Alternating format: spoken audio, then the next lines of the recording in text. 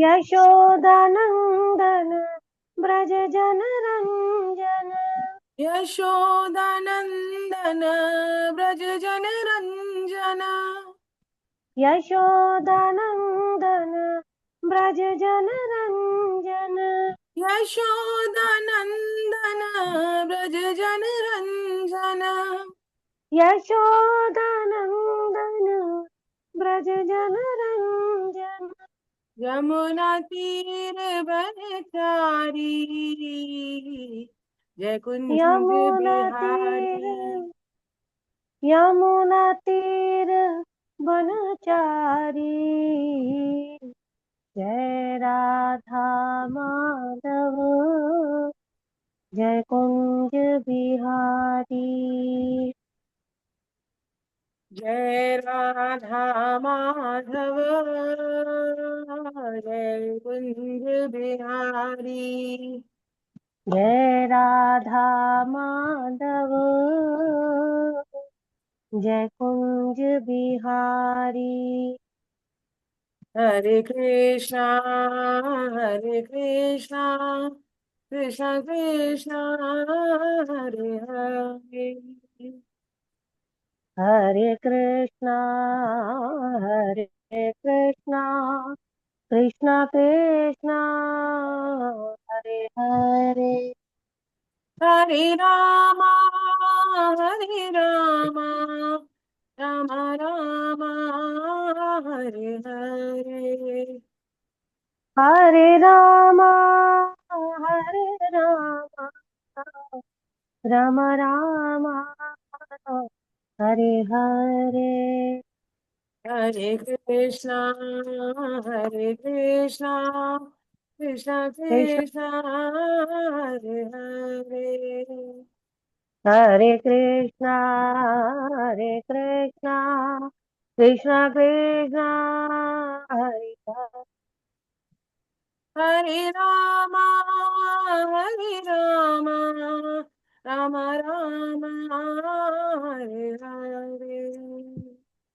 हरे रामा हरे रामा राम रामा हरे हरे हरे कृष्णा कृष्ण हरे हरे कृष्ण कृष्णा कृष्ण कृष्ण कृष्णा कृष्ण हरे हरे हरे। हरे। हरे राम राम राम राम रामा हरे हरे हरे। हरे। हरे हरे कृष्ण कृष्णा हरे कृष्णा कृष्ण कृष्णा हरे हरे। हरे राम हरे राम राम राम हरे हरे। हरे कृष्ण कृष्णा हरे कृष्णा कृष्ण कृष्णा हरे हरे। जय हरे राधा माधव जय कुंज बिहारी। जय राधा माधव जय कुंज बिहारी। जय गोपी जन वल्लभ जय गिरिवर धारी। जय गोपी जनवल्लभ जय गिरवर धारी। हरे कृष्णा हरे कृष्णा। नहीं है मेरा यह संसार, नहीं है मेरा ये संसार, ना है ये मेरे लिए, ना है ये मेरे लिए। सभी हैं कृष्ण के, सभी है कृष्ण के, तभी तो प्यारे हैं वे सदा। सभी तो प्यारे वे हैं सब। मेरे तो हैं कृष्ण केवल, मेरे तो है कृष्ण केवल, दूसरा ना कोई। दूसरा न कोई। जैसा भी हूं उन्हीं का हूँ, जैसा भी हो उन्हीं का हो, शरण में हूं उनकी सदा। चरण में हो उनकी सदा। सुख दुख नहीं है जग में, सुख दुख नहीं है जग में, सिर्फ है परिस्थितियां। सिर्फ है परिस्थितियां। हैं सभी प्रसाद प्रभु की, हैं सभी प्रसाद प्रभु के। लौ लगी कृष्ण से सदा। लौ लगे कृष्ण से सदा। हरे कृष्ण सभी साधकों के चरणों में मेरा कोटि कोटि वंदन। कौन पढ़ेंगे आज पंचदिव्य श्लोक? मोहनलाल शर्मा जी पढ़ेंगे दिव्य पंच श्लोक। कोई नए साधक पढ़े? सुमन शर्मा मैम पढ़ेंगी। हरे कृष्णा, आप पढ़िए। अनम्यूट करिए अपने आप को। हरे कृष्णा। अजोऽपि संज्ञायात्मा भूतानामीश्वरोऽपि सन् प्रकृतिं स्वमधिष्ठाय सम्भवाम्यात्ममायया यदा यदा हि धर्मस्य ग्लानिर्भवति भारत अभ्युत्थानं धर्मस्य तदात्मानं सृजाम्यहम् परित्राणाय साधूनां विनाशाय च दुष्कृताम् धर्म संस्थापनार्थाय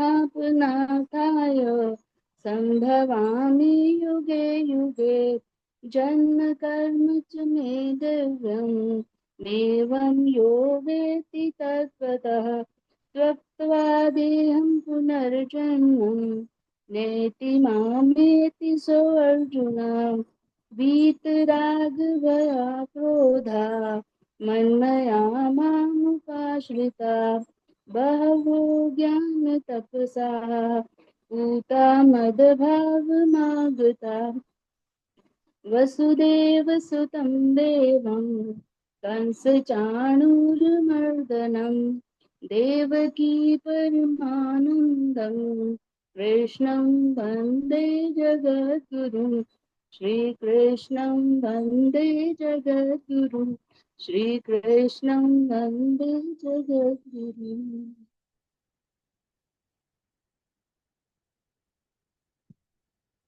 हरे कृष्णा। आपको वंदन, आप सभी साधकों को वंदन। हम पढ़ रहे थे पिछली क्लास में, हमने 11वां अध्याय पूर्ण किया था। बताएंगे मुझे? 11वां अध्याय हमने पूर्ण कर लिया था, 55 श्लोक तक, है ना? आज 12वें से प्रारंभ करना है। तो 11वें अध्याय में का नाम है विश्व रूप दर्शन योग। और विश्व रूप दर्शन योग में भगवान ने बहुत मतलब जो है रोमांचित कर दिया अर्जुन को, क्योंकि 10वें अध्याय के अंत में भगवान ने क्या कहा था? सब विधि, सब विभूतियां जितनी भी तुझे मैंने बताई है, 82 विभूतियां वो भगवान ने बताई, और उन सब का आधार तो मैं तेरे सामने बैठा हुआ हूँ, भगवान ने इस प्रकार कहा था। और उसके बाद भगवान से उस जिज्ञासा प्रकट हुई अर्जुन की कि तो अगर ऐसा है तो आप मुझे अगर योग्य मानते हैं तो आप मुझे दर्शन करवा दीजिए उन विभूतियों का, अगर आप मुझे योग्य माने तो। ऐसे करके अर्जुन ने कहा। और अर्जुन की दृष्टि भगवान की कृपा की ओर जाती है कि सब कुछ भगवान ही है, और भगवान से प्रार्थना करी उन्होंने कि आपका जो अविनाशी स्वरूप है वो मुझे दिखाएं। फिर भगवान की कृपा का तात्पर्य क्या है? कि भगवान ने ही ऐसी परिस्थिति उत्पन्न की, नहीं तो भगवान अंतिम श्लोक में क्यों कहते 10वें अध्याय के कि तू, मैं तेरे सामने बैठा हूं, सब विभूतियों से भी तेरा क्या प्रयोजन है? क्योंकि भगवान स्वयं ही, जैसे गीता भी भगवान ने स्वयं प्रकट की ना, अर्जुन को ऐसी जगह ले जाके खड़ा कर दिया कौरवों और पांडवों के बीच में और भीष्म और द्रोणाचार्य के सामने, जहां पर उसके मन में ये आ जाएगा, मतलब विषाद हो जाएगा, और भगवान से गीता, भगवान को गीता कहने का मौका मिल जाएगा। क्यों? भगवान कलयुग के जीवों के कल्याण के लिए गीता कहना ही चाहते हैं, है ना? तो नर नारायण की दोनों रोल भी प्ले कर रहे हैं, और अर्जुन ने जिज्ञासा प्रकट की यहाँ पर भी, और भगवान बताना भी चाह रहे हैं अपनी विभूतियां और अपना स्वरूप दिखाना चाह रहे हैं अर्जुन को। क्यों? ताकि अर्जुन के मन में ये बात मिट जाए, संशय मिट जाए कि अब मैं युद्ध नहीं जीतूंगा, इस प्रकार का संशय मिट जाए, क्योंकि ये पूरा धर्म युद्ध था, और धर्म युद्ध पूरे विश्व का युद्ध था। हर राजा किसी ना किसी पक्ष की सेना की तरफ खड़ा हुआ है, सिवाय धृतराष्ट्र के। सिवाय धृतराष्ट्र वहां बैठा है सिर्फ, और उसके अलावा सारे विश्व के जो राजा हैं, या तो वो दुर्योधन के पक्ष में खड़े हैं, या फिर वो पांडवों के पक्ष में खड़े हुए हैं। तो ऐसे युद्ध का आधार धर्म होना चाहिए, और ऐसे युद्ध का निर्णय भी धार्मिक होना चाहिए, यानी कि धर्म की तरफ होना चाहिए। तो इसलिए भगवान सब प्रयास कर रहे हैं अर्जुन को समझाने के लिए, क्योंकि उनको पता है कि अर्जुन जिस दिन ये निर्णय लेकर और शस्त्र उठाने के लिए तैयार हो जाएगा ना, उस दिन संभव नहीं है कि कौरव सेना जीत सकती हो। और भगवान निर्णायक है। भगवान ने तो पहले ही द्रौपदी को कह दिया था कि तेरा जिसने ये अपमान किया है ना, ये विपक्ष में खड़े हुए सारे मारे जाएंगे और ये रोएंगे। तो मतलब भगवान निर्णय ले चुके हैं, लेकिन भगवान कभी भी स्वयं नहीं करते। भगवान क्या है? अपने साधकों से, अपने भक्तों से करवाते हैं। जो उनके भक्त हैं उन पर आश्रय रखते हैं, अनन्य आश्रय रखते हैं कि भगवान के सिवाय हमारा कोई नहीं है, केवल भगवान ही हमारे आधार है। तो ऐसे ऐसे भक्तों से भगवान अच्छे कार्य, धर्ममय कार्य, है ना, ये करवाते हैं भगवान। तो कहते हैं ना, जैसे भगवान कहते हैं कि भाई, सब कहते हैं कलयुग में भगवान क्यों नहीं कल की अवतार ले रहे हैं। तो भगवान, अभी भी साधु संत महात्मा यहाँ मौजूद है, अभी भी ऐसे व्यक्ति यहाँ पर कर्मयोगी मौजूद हैं जो कि अभी भी धर्म की ओर संसार चल रहा है। मैक्सिमम लोग, बहुत कम ऐसे हैं जो कि नहीं चल रहे हैं, तो भी हमें लगता है बहुत घोर कलयुग आ गया है। और जिस दिन घोर कलयुग आएगा ना, उस दिन भगवान साक्षात अवतार भी लेंगे।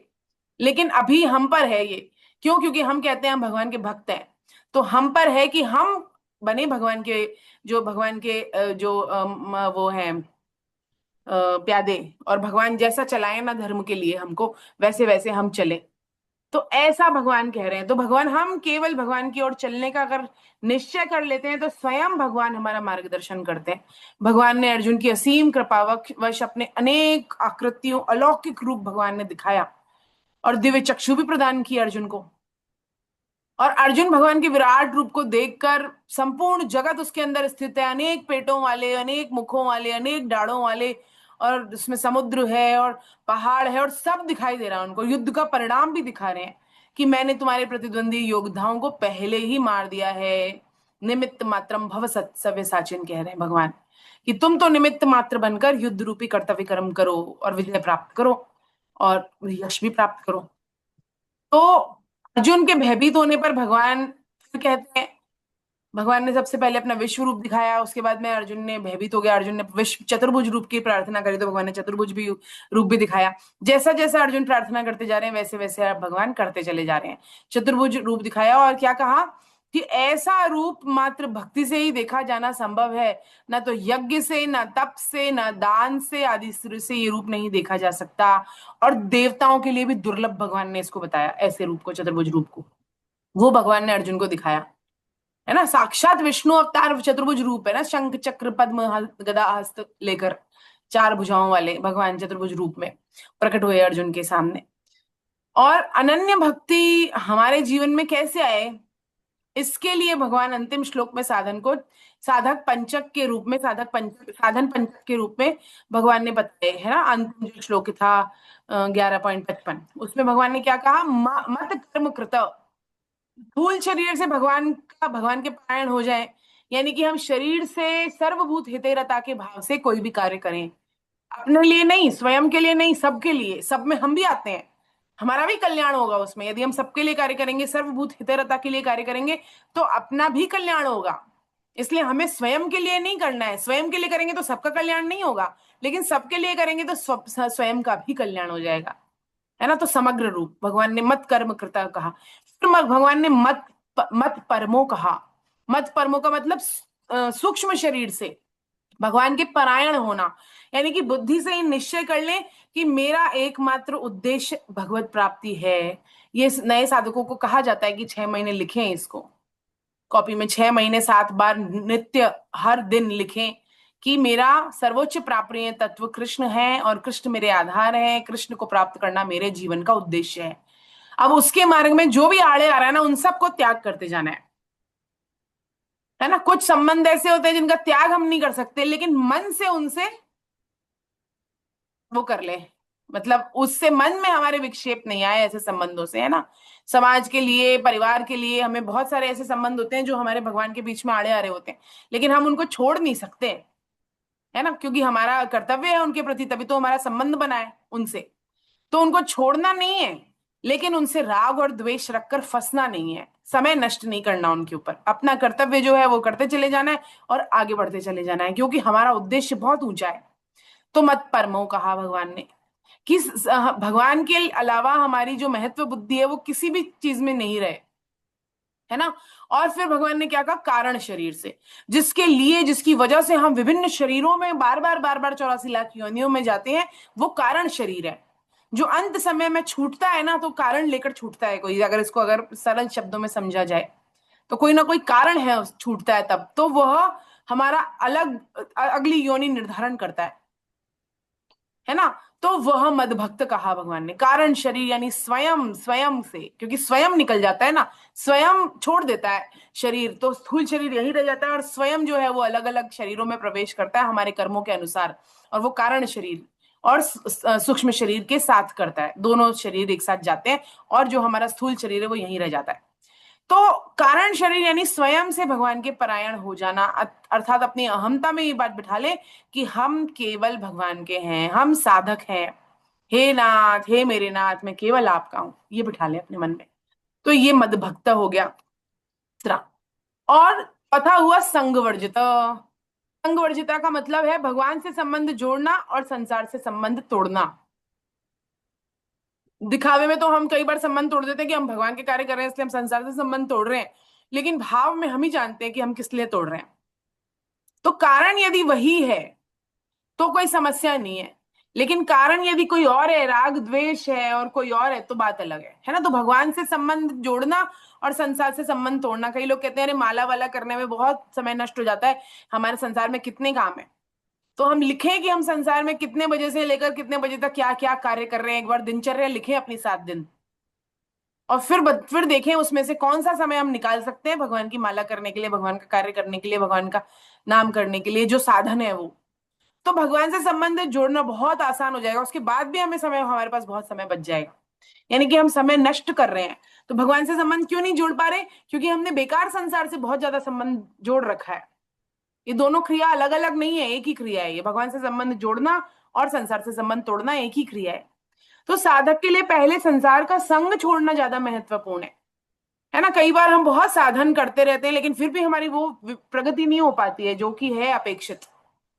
तो इस कारण नहीं हो पाती क्योंकि संसार से भी वैसे संबंध बना हुआ है, तो संसार से भी संबंध बना हुआ है, भगवान से भी संबंध बना हुआ है, और दोनों चाहिए, ये इसका भी मजा ले लूं और भगवान भी मिल जाए, दोनों चीजें नहीं मिलती हैं। भगवान वो है ना कि एक मयान में 2 तलवारें नहीं आ सकती हैं। तो भगवान आगे कहेंगे कि परमात्मा की खोज करने के लिए पहले असंगता रूपी शस्त्र से हम वो करें, है ना। 15वें अध्याय के पहले तीसरे श्लोक में भगवान कहेंगे मसंग शस्त्रेण दृढ़ेन छित्वा, है ना। तो भक्तों का संग करना, नाम जप करना, सत्संग स्वाध्याय आदि करना संग वर्जित श्रेणी में आता है। और सबसे महत्वपूर्ण गीता का प्रचार करना। और सबसे अंतिम बात भगवान ने क्या कही, जो हमारे लिए कठिन प्रतीत होती है लेकिन बहुत महत्वपूर्ण है, निर्वैरम सर्वभूतेषु। निर्वैर सर्वभूतेषु, भगवान कह रहे हैं कि जिस साधक को आध्यात्मिक प्रगति की इच्छा है वह किसी से भी द्वेष ना रखे, किसी से भी नहीं द्वेष रखना है। क्योंकि प्राणी मात्र हमको कष्ट यदि दिल मिल रहा है किसी प्राणी के कारण, तो प्राणी कारण नहीं है, बल्कि वो तो निमित्त बना है हमारे पाप काटने के लिए, उसको तो धन्यवाद देना चाहिए। तो किसी की वजह से हमें यदि दुख मिल रहा है तो उसको दोष नहीं दे, क्योंकि दोष तो हमारे कर्म ही है ना, दोषी तो हमारे कर्म है, उनको सुधारने का कार्य करें हम। कोई कोई भी किसी को कष्ट नहीं दे सकता, हम स्वयं ही स्वयं के मित्र हैं और स्वयं ही स्वयं के शत्रु हैं, है ना। और भक्तों के जो भगवान ने 39 लक्षण बताए उसमें भी सबसे पहले इस बार इसके बारे में कही निर्वैरम सर्वभूतेषु भगवान ने। तो इसका मतलब बहुत महत्वपूर्ण है भक्तों के। और अब हम देखेंगे आगे 12.13 में भगवान ने बताई। तो इस प्रकार से भगवान ने इसको अंत किया, और ये बहुत महत्वपूर्ण है इसलिए मैंने आज फिर से रिपीट किया इसको, जो साधक पंचक है, साधन पंचक है ना। तो ये हम सब ध्यान रखें। हरे कृष्णा। अब 12वां अध्याय, 12वां अध्याय भी बहुत बहुत महत्वपूर्ण है और भक्ति का अंतिम अध्याय है, भक्ति शतक का। 6 अध्याय है भक्ति शतक की। पहला हमने 6 जो अध्याय पढ़े वो कर्म योग के शतक के थे। उसके बाद में जो अध्याय पढ़े हमने, जो 7वें से लेकर जहाँ ज्ञान विज्ञान योग पढ़ा, उसके बाद में हमने अक्षर ब्रह्म योग पढ़ा, फिर हमने राज विद्या राजगुह्य योग पढ़ा, विभूति योग पढ़ा, फिर उसके बाद विश्व रूप दर्शन योग पढ़ा, और अब हम भक्ति योग पर आ चुके हैं, चरम पर है भक्ति। और वेदव्यास जी महाराज ने कृपा पूर्वक इसका नाम ही भक्ति योग दे दिया। क्यों? क्योंकि यहाँ पर भगवान जो है वह भक्तों के लक्षण बताते हैं अपने, भक्तों के लक्षण बताते हैं अपने। कौन भक्त? जो भी भक्त ना हो भगवान से, उनके क्या लक्षण है, कौन भगवान के भक्त कहलाने योग्य हैं। तो हम सेल्फ एनालिसिस इंट्रोस्पेक्ट कर लें। आज आज जो भगवान बताएंगे लक्षण लिख लें, वो लक्षण क्या है, क्या वो हमारे अंदर घट रहे हैं कि नहीं घट रहे हैं, नहीं घट रहे हैं तो क्या कमी रह गई है, और अगर घट रहे हैं तो बहुत अच्छी बात है, उसको और बढ़ाएं। तो ऐसा 12वां अध्याय जो है भक्ति योग। तो मनुष्य मात्र के पास 2 शक्तियां भगवान कहते हैं। है ना। स्वामी जी महाराज और विस्तार से बताते हैं, एक तो चिंतन करने की और एक देखने की। या तो हम देख रहे होते हैं संसार को और साथ साथ चिंतन भी कर रहे होते हैं, और या फिर हम आंख बंद करके भी चिंतन कर रहे होते हैं। तो दो शक्तियां भगवान ने दी, चिंतन करने की और देखने की। तो संसार में जो कुछ भी विलक्षण दिखाई दे वही भगवान का चिंतन हो, इसलिए भगवान ने विभूति योग कहा। और संसार के विभिन्न नाम रूप में एक परमात्मा ही परिपूर्ण है। ये संसार का परमात्मा का आदि अवतार है, इसलिए संपूर्ण जगत को परमात्मा स्वरूप देखें। अर्थात जो साधक है उसको अपने चिंतन और दर्शन शक्ति, जो दोनों शक्तियां उसके पास में, उनको भगवान के अलावा दूसरी जगह नहीं लगाना चाहिए। जब हम नाम जप करते हैं ना, तो साक्षात राधा कृष्ण हमारे जिह्वा पे नृत्य कर रहे होते हैं। अगर इस भाव से हम करेंगे ना, तो हमें कभी नाम जप बंद करने की इच्छा ही नहीं होगी, है ना। वैसा संपूर्ण जगत परमात्मा स्वरूप देखें, अर्थात साधक को अपने चिंतन और दर्शन की को भगवान के अलावा किसी और में, दूसरी जगह नहीं लगाना चाहिए, है ना। संसार का कार्य भी करें तो भी चिंतन किसका हो, भगवान का हो। दर्शन किसका हो, हर प्राणी के अंदर, हर अपरा परा प्रकृति, जो है प्रकृति, वो सब भगवान है, तो सब में दर्शन भगवान का हो। तो किसी से द्वेष ही नहीं होगा फिर, है ना। किसी से राग भी नहीं होगा। क्यों? क्योंकि राग और द्वेष तो द्वंद है ना। तो द्वंद, एक द्वंद मिटा तो दूसरा भी न्यूट्रल हो गया, रहा ही नहीं वो। तो चिंतन करें तो परमात्मा को, और जिस किसी को देखें उसको परमात्मा स्वरूप ही देखें, फिर वासुदेव सर्वम की अनुभूति हो जाएगी। वरना तो हम पढ़ते तो बहुत है, वासुदेव सर्वम वासुदेव सर्वम वासुदेव सर्वम, बट बात आती नहीं है वो बात। हमको ये लगता है कि चलो, और आप देखा होगा, अनुभव की बात होगी कि हमारे घर के जो लोग हैं ना, उनको गीता में जोड़ना सबसे कठिन है। हो सकता है बहुत बड़ा कोई गीता प्रचारक हो और वो बहुत प्रचार कर रहा हो गीता का बाहर, और हजारों लोगों को, 100 लोगों को उसने जोड़ दिया हो, लेकिन सबसे जो क्लोजेस्ट है हमारे, वो नहीं जुड़ पा रहे। तो फिर ये बहुत बड़ा इंट्रोस्पेक्शन की पॉइंट है कि क्या ऐसी बात है, बाहर के लोग हमें अच्छा जान रहे हैं और घर के लोग शायद हमें अच्छा नहीं जान रहे। तो ऐसी बात तो नहीं है ना। क्योंकि हम नेचुरल रहते हैं घर वालों के सामने, तो हम कैसे हैं फिर। तो इसके लिए ये जानना बहुत जरूरी है कि चिंतन करें तो परमात्मा का, और व्यवहार करें तो भी परमात्मा के साथ ही व्यवहार हो रहा है, ऐसा। और भक्ति शतक का अंतिम अध्याय है और भक्ति योग का उत्थान भी है। इस अध्याय में भक्ति के अनेक साधकों का वर्णन किया है। भगवान भक्तों के लक्षण बताते हैं और भक्तों की सर्वश्रेष्ठ जो धर्म है वो बताते हैं, और कहते हैं कि जैसा कहा है वैसा पालन करना। अंतिम श्लोक जो है 12.20, उसमें भगवान कहते हैं जैसा, यथावत पालन करना, जैसा कहा है वैसा पालन करना, ना कम ना ज्यादा। और बिना भक्ति के अन्य सभी साधन जो है ना वो बेकार है, रस नहीं हो। जैसे मान लो हमने बहुत बढ़िया सब्जी बनाई है, बहुत बढ़िया स्वादिष्ट, नमक डालना भूल गए लेकिन उसमें, तो कुछ भी स्वाद नहीं आएगा। खीर बनाई बहुत बढ़िया, उसमें हमने सारे ड्राई फ्रूट्स डाल दिए, खूब बड़ी की और खूब बढ़िया रढ़ा के खीर बनाई, केसर वेसर सब डाल दी, इलायची, लेकिन उसमें चीनी डालना भूल गए। तो बस वैसा ही स्वाद संसार का हो जाएगा, और संसार के हर एक योग का हो जाएगा, अगर भक्ति योग उसमें नहीं रहेगा। तो भक्ति योग स्वाद है, भक्ति योग रस है, भक्ति योग अनुभूति है, भगवान की अनुभूति है, वो सर्वश्रेष्ठ है ना। तो अनाज में बहुत सारे बालें तो हैं लेकिन उसके अंदर दाना नहीं है, ऐसा। तो इसी प्रकार का कोई किसी साधन, कोई बात नहीं रहेगी उसमें, है ना। और सभी साधनों में भक्ति श्रेष्ठ है, सभी साधनों का फल भी भक्ति है, और भक्ति के बिना कोई साधन भी हो नहीं सकता है। भक्ति साधन भी है और साध्य भी है। और शुद्ध भक्ति क्या है, इसके लिए नारद पंचतंत्र में कहते हैं कि अन्य किसी की अभिलाषा से रहित, केवल कृष्ण की प्रसन्नता के लिए अपने अनुकूल भाव से ज्ञान के फल, मोक्ष और कर्म फल की कामना से सर्वथा रहित हो, ऐसी भक्ति को उत्तमा भक्ति है, शुद्ध भक्ति कहते हैं।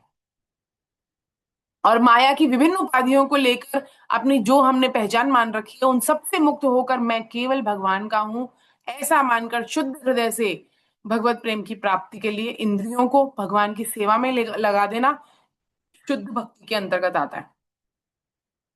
अब श्री कृष्ण इस शतक के प्रारंभ में ज्ञान विज्ञान सहित परमात्मा के समग्र रूप को बताने की प्रतिज्ञा कर चुके हैं। 7वें अध्याय में का नाम ही भगवान ने, वेदव्यास जी महाराज ने ज्ञान विज्ञान योग दिया, और इस हेतु भगवान ने सगुण साकार की उपासना के बारे में बताया, और यहाँ पर भी, और निर्गुण निराकार की उपासना के लिए भी बताया। सगुण साकार की उपासना कहाँ कहाँ बताई भगवान ने, 6.47 में बताई, है ना। और फिर 7.29 और 30 में बताई, फिर 8.7 में बताई, 8.14 में बताई, 9.14 में बताई, 9.22 में बताई, 9.30 में बताई, और 11.55 में फिर बताई सगुण साकार की। मत मत मत कर्म, मत कर्म कृत कहा भगवान ने, मतलब मेरे मेरे परायण, मेरे परायण का मतलब सगुण साकार, मैं श्री कृष्ण साक्षात भगवान हूं, और उसके उसके अनुसार, तो यानी कि कौन है, सगुण साकार।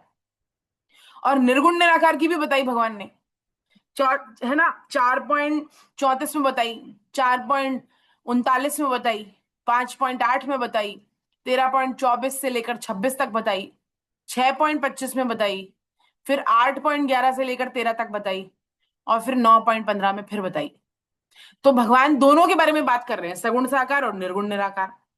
अब सगुण साकार और निर्गुण निराकार में कौन सा साधन श्रेष्ठ है, इसी में बहुत सारे संप्रदाय हैं जो बट गए हैं, और बहुत सारे संप्रदायों की जो प्रॉब्लम है, जो बहस है, वो भी इसी पर ही है कि सगुण साकार श्रेष्ठ है कि ज्ञान श्रेष्ठ है कि भगवान का विग्रह पूजन श्रेष्ठ है ना। तो वो वही सेम अर्जुन के मन में भी प्रश्न है, अर्जुन भी वही वही प्रश्न करते हैं। और अर्जुन क्या पूछते हैं, यह प्रश्न कितना महत्वपूर्ण है इसका अंदाजा इस बात से लगाया जा सकता है कि अब अर्जुन एक बार प्रश्न करेंगे और उसके उत्तर में भगवान लगातार 3 अध्याय कहेंगे, और भगवान 73 श्लोक लगातार कहेंगे बिना रुके, अर्जुन कोई बीच में पॉज नहीं देगा, ना कोई प्रश्न करेगा। ये प्रश्न बहुत महत्वपूर्ण है, इसका अर्थ है ना। तो हम इसको ध्यान से पढ़ेंगे। अब 73 श्लोक अगले बिना रुके भगवान कहने वाले हैं, नारायण नारायण हरे कृष्णा। अब मैं आपको से शेयर करती हूँ आपसे स्क्रीन 12वें अध्याय के लिए।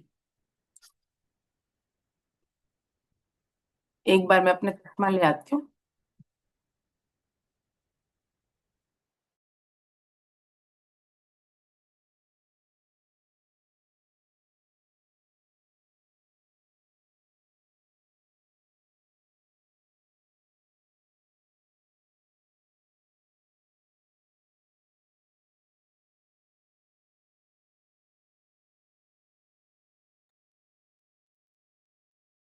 हरे कृष्ण। पढ़ेंगे सविता मैम को, और क्या नाम है, ओम प्रकाश गुप्ता सर को मैं अनम्यूट कर रही हूँ। बारी बारी से आप लोग पढ़ते चले जाइए, और यदि कोई और भी पढ़ना चाहता है तो अपने रेज हैंड कर सकता है। पहला श्लोक मैम, पढ़िए सविता सक्सेना। ये हाँ, सुनीता मैम भी हैंड रेस कर रही हैं। सुनीता मैम, हाँ सुनीता मैम को भी मैं कर रही हूँ अलाउ, है ना। तो एक श्लोक पहला आप पढ़ेंगे, जैसे जैसे स्क्रीन पे अगर आ जाए, 2 का जोड़ा आ रहा है तो 2 पढ़ेंगे, एक आ रहा है तो एक पढ़ेंगे, इस प्रकार से आप लोग पढ़ते चले जाइए। पहले डॉक्टर सविता, फिर सुनीता जी, और फिर उसके बाद ओम प्रकाश गुप्ता जी, है ना। एवं सतत युक्ता ये भक्तासु त्वामुपयुर्पासते ये चाप्यक्षरमव्यक्तं तेषां के योग वित्तमा।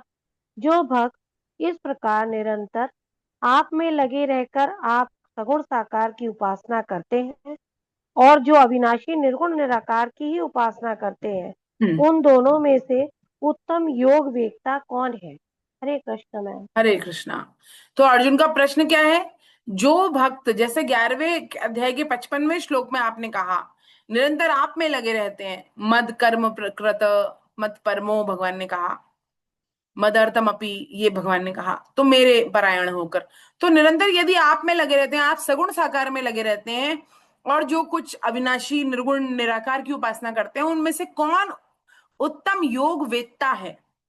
तो अर्जुन का प्रश्न है, दोनों प्रकार के उपासकों में कौन सा उपासक श्रेष्ठ है। अर्थात यहाँ पर अर्जुन, यहाँ पर योगियों में जो भी श्रेष्ठ योगी है उसके बारे में जानना चाहते हैं।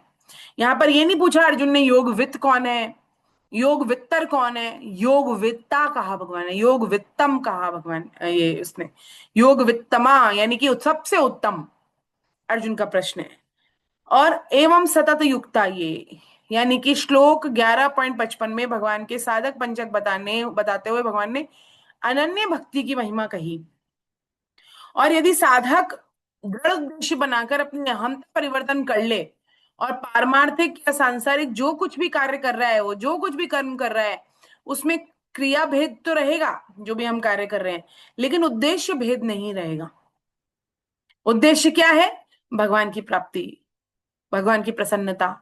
तो यहां पर इसलिए भगवान कह रहे हैं सतत युक्ता, सतत युक्ता, जो भक्त सतत आपकी उपासना करते हैं ना, सगुण साकार की उपासना करने वाला साधक। और अक्षर पद कहा भगवान ने, ये चाप्यक्षरम अव्यक्तम, जो अव्यक्त है, अव्यक्त की उपासना।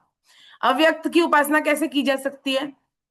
ज्ञान योग के द्वारा, शून्य में, क्या भगवान के मोक्ष प्राप्ति के लिए जिनका उद्देश्य होता है ना, तो वो अक्षर पद, अविनाशी सच्चिदानंद घर, जो ब्रह्म का वाचक है ना, उसकी प्राप्ति करना चाहते हैं, जो किसी इंद्रिय का विषय नहीं है, उसे अव्यक्त कहते हैं।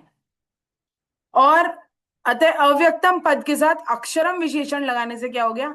अक्षरम अव्यक्तम पद, तो निर्गुण निराकार ब्रह्म का हो गया ये सिर्फ अव्यक्त नहीं है, ये अक्षर भी है साथ में। तो ये क्या हो गया कि अव्यक्त है और यानी कि निराकार ब्रह्म है ना। तो ये अर्जुन का प्रश्न है। अब अगला श्लोक सुनीता जी पढ़ेंगी। हरे कृष्णा। सुनीता जी मुझे दिखाई क्यों नहीं दे रही? हाँ, हरे कृष्णा, पढ़िए।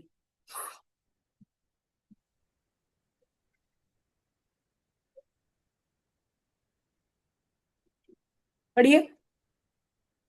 सुनीता मैम नहीं हुई क्या आप अनम्यूट? जोर से पढ़िए, आवाज ही नहीं आ रही।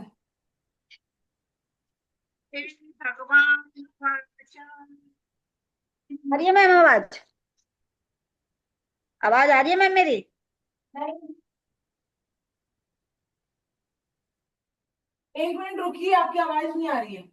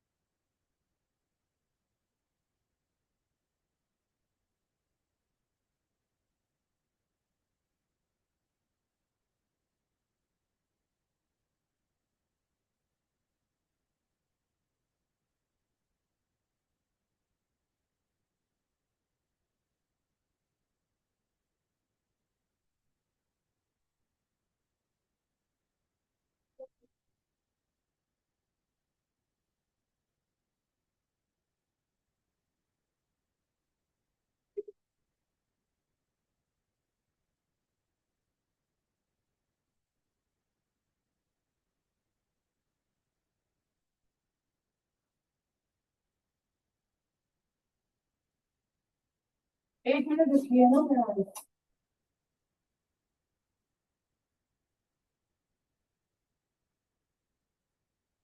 हरे कृष्णा। अब बोलिए एक बार। सुनीता जी ने फिर से म्यूट कर लिया क्या? अब अभी आ रही बोलिए। है मैम? अब आ रही है? हाँ, अब आ रही है। ठीक है मैम। बोलो। श्री भगवानुवाच मय्यावेशमनो ये मां नित्ययुक्ता उपासते श्रद्धया परियोपेतास ते मे युक्ततमा मतः। श्री भगवान बोले, मुझ में मन को लगाकर नित्य निरंतर मुझ में लगे हुए जो भक्त परम श्रद्धा से युक्त होकर मेरी सगुण साकार की उपासना करते हैं, वे मेरे मत में सर्वश्रेष्ठ योगी हैं। हरे कृष्णा, हरे कृष्णा। देखिए, यहाँ भगवान क्या कह रहे हैं? भगवान ने यहाँ पर स्पष्ट रूप से कह दिया क्या कि मुझ में मन को लगाकर नित्य निरंतर मुझ कह रहे हैं, मुझ में लगाए हुए जो भक्त परम श्रद्धा से युक्त होकर मेरी सगुण साकार की उपासना करते हुए मेरे मत में सर्वश्रेष्ठ योगी हैं। तो भगवान ने इस प्रकार स्पष्ट यहाँ पर उत्तर दे दिया। तो यदि किसी की माँ से पूछा जाए ना कि कौन बच्चा ज्यादा उनका प्रिय है, बेटा, दो बेटे हैं उसके माँ के, और उससे पूछा जाए कि कौन तेरा ज्यादा प्रिय है, तो माँ क्या जवाब दे? मुश्किल काम है ना, बहुत ही कठिन है, दोनों ही प्रिय हैं क्योंकि। लेकिन गीता का शायद सबसे कठिन प्रश्न होते हुए भी हमेशा की तरह जो भगवान है वो स्पष्ट उत्तर देते हैं कि छोटा बच्चा जो कि बालक होता है, जो निर्भर होता है माँ पर, वो माँ के लिए ज्यादा प्रिय होता है। क्यों? क्योंकि वो निर्भर है उस पर, इसलिए।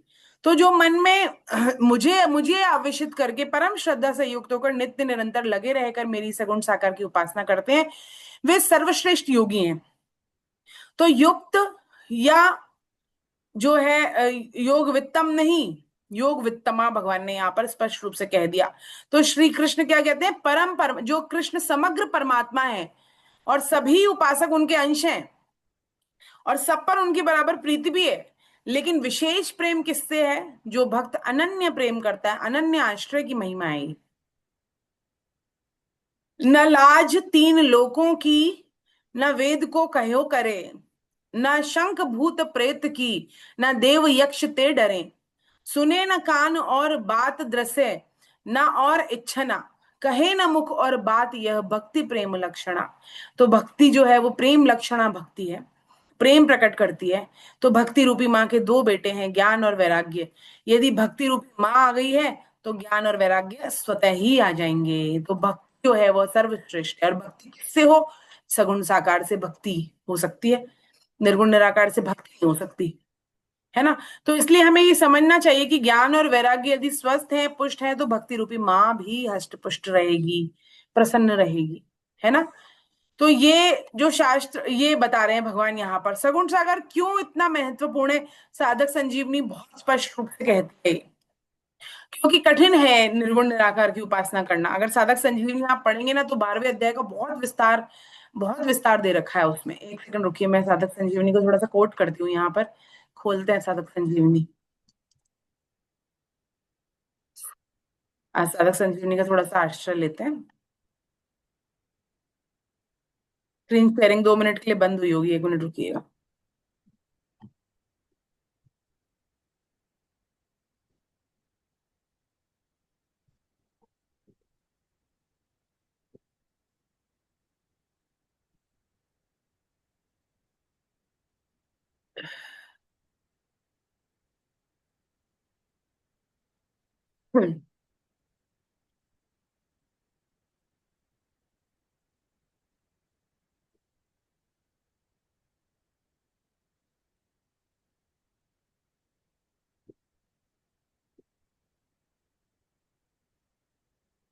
हाय भारा।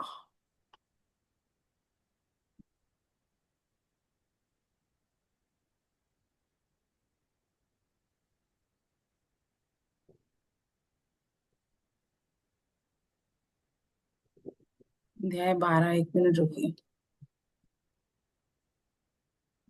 को अभी रिसेंटली साधक संजीवनी पढ़ी मैंने और बहुत ही विशेष भाव इसमें प्रकट हुए।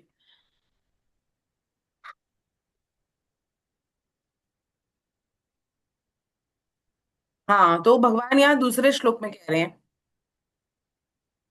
दूसरा हमने पढ़ा ना अभी। तो कर्म योग और ज्ञान योग भगवान कह रहे हैं दोनों क्या है? लौकिक निष्ठाएं हैं। लौकिक क्यों है? कि कर्मयोग में भी हमको कुछ ना कुछ करण चाहिए, करण सापेक्ष है वो, है ना। और लौकिक है, गीता के 3 अध्याय के 3 श्लोक में भगवान ने कहा भी। और ज्ञान योग भी लौकिक निष्ठा है, लेकिन भक्ति योग क्या है? लौकिक निष्ठा नहीं है। वहां पर भी प्रश्न किया था अर्जुन ने, यहाँ वहां पर भी प्रश्न किया था और भगवान ने इसका भी उत्तर दिया था। वहां पर भी उत्तर दिया था, लेकिन वहां अर्जुन पकड़ नहीं पाए थे इस बात को। लेकिन यहाँ पर भगवान ने स्पष्ट रूप से उत्तर दिया। जो भगवान में लग जाता है वो कौन हो जाता है? भगवान निष्ठ हो जाता है, अर्थात उसकी निष्ठा अलौकिक हो जाती है। जैसे कि हम लौकिक कार्य भी यदि भगवान के लिए करते हैं तो वो दिव्य हो जाते हैं कार्य।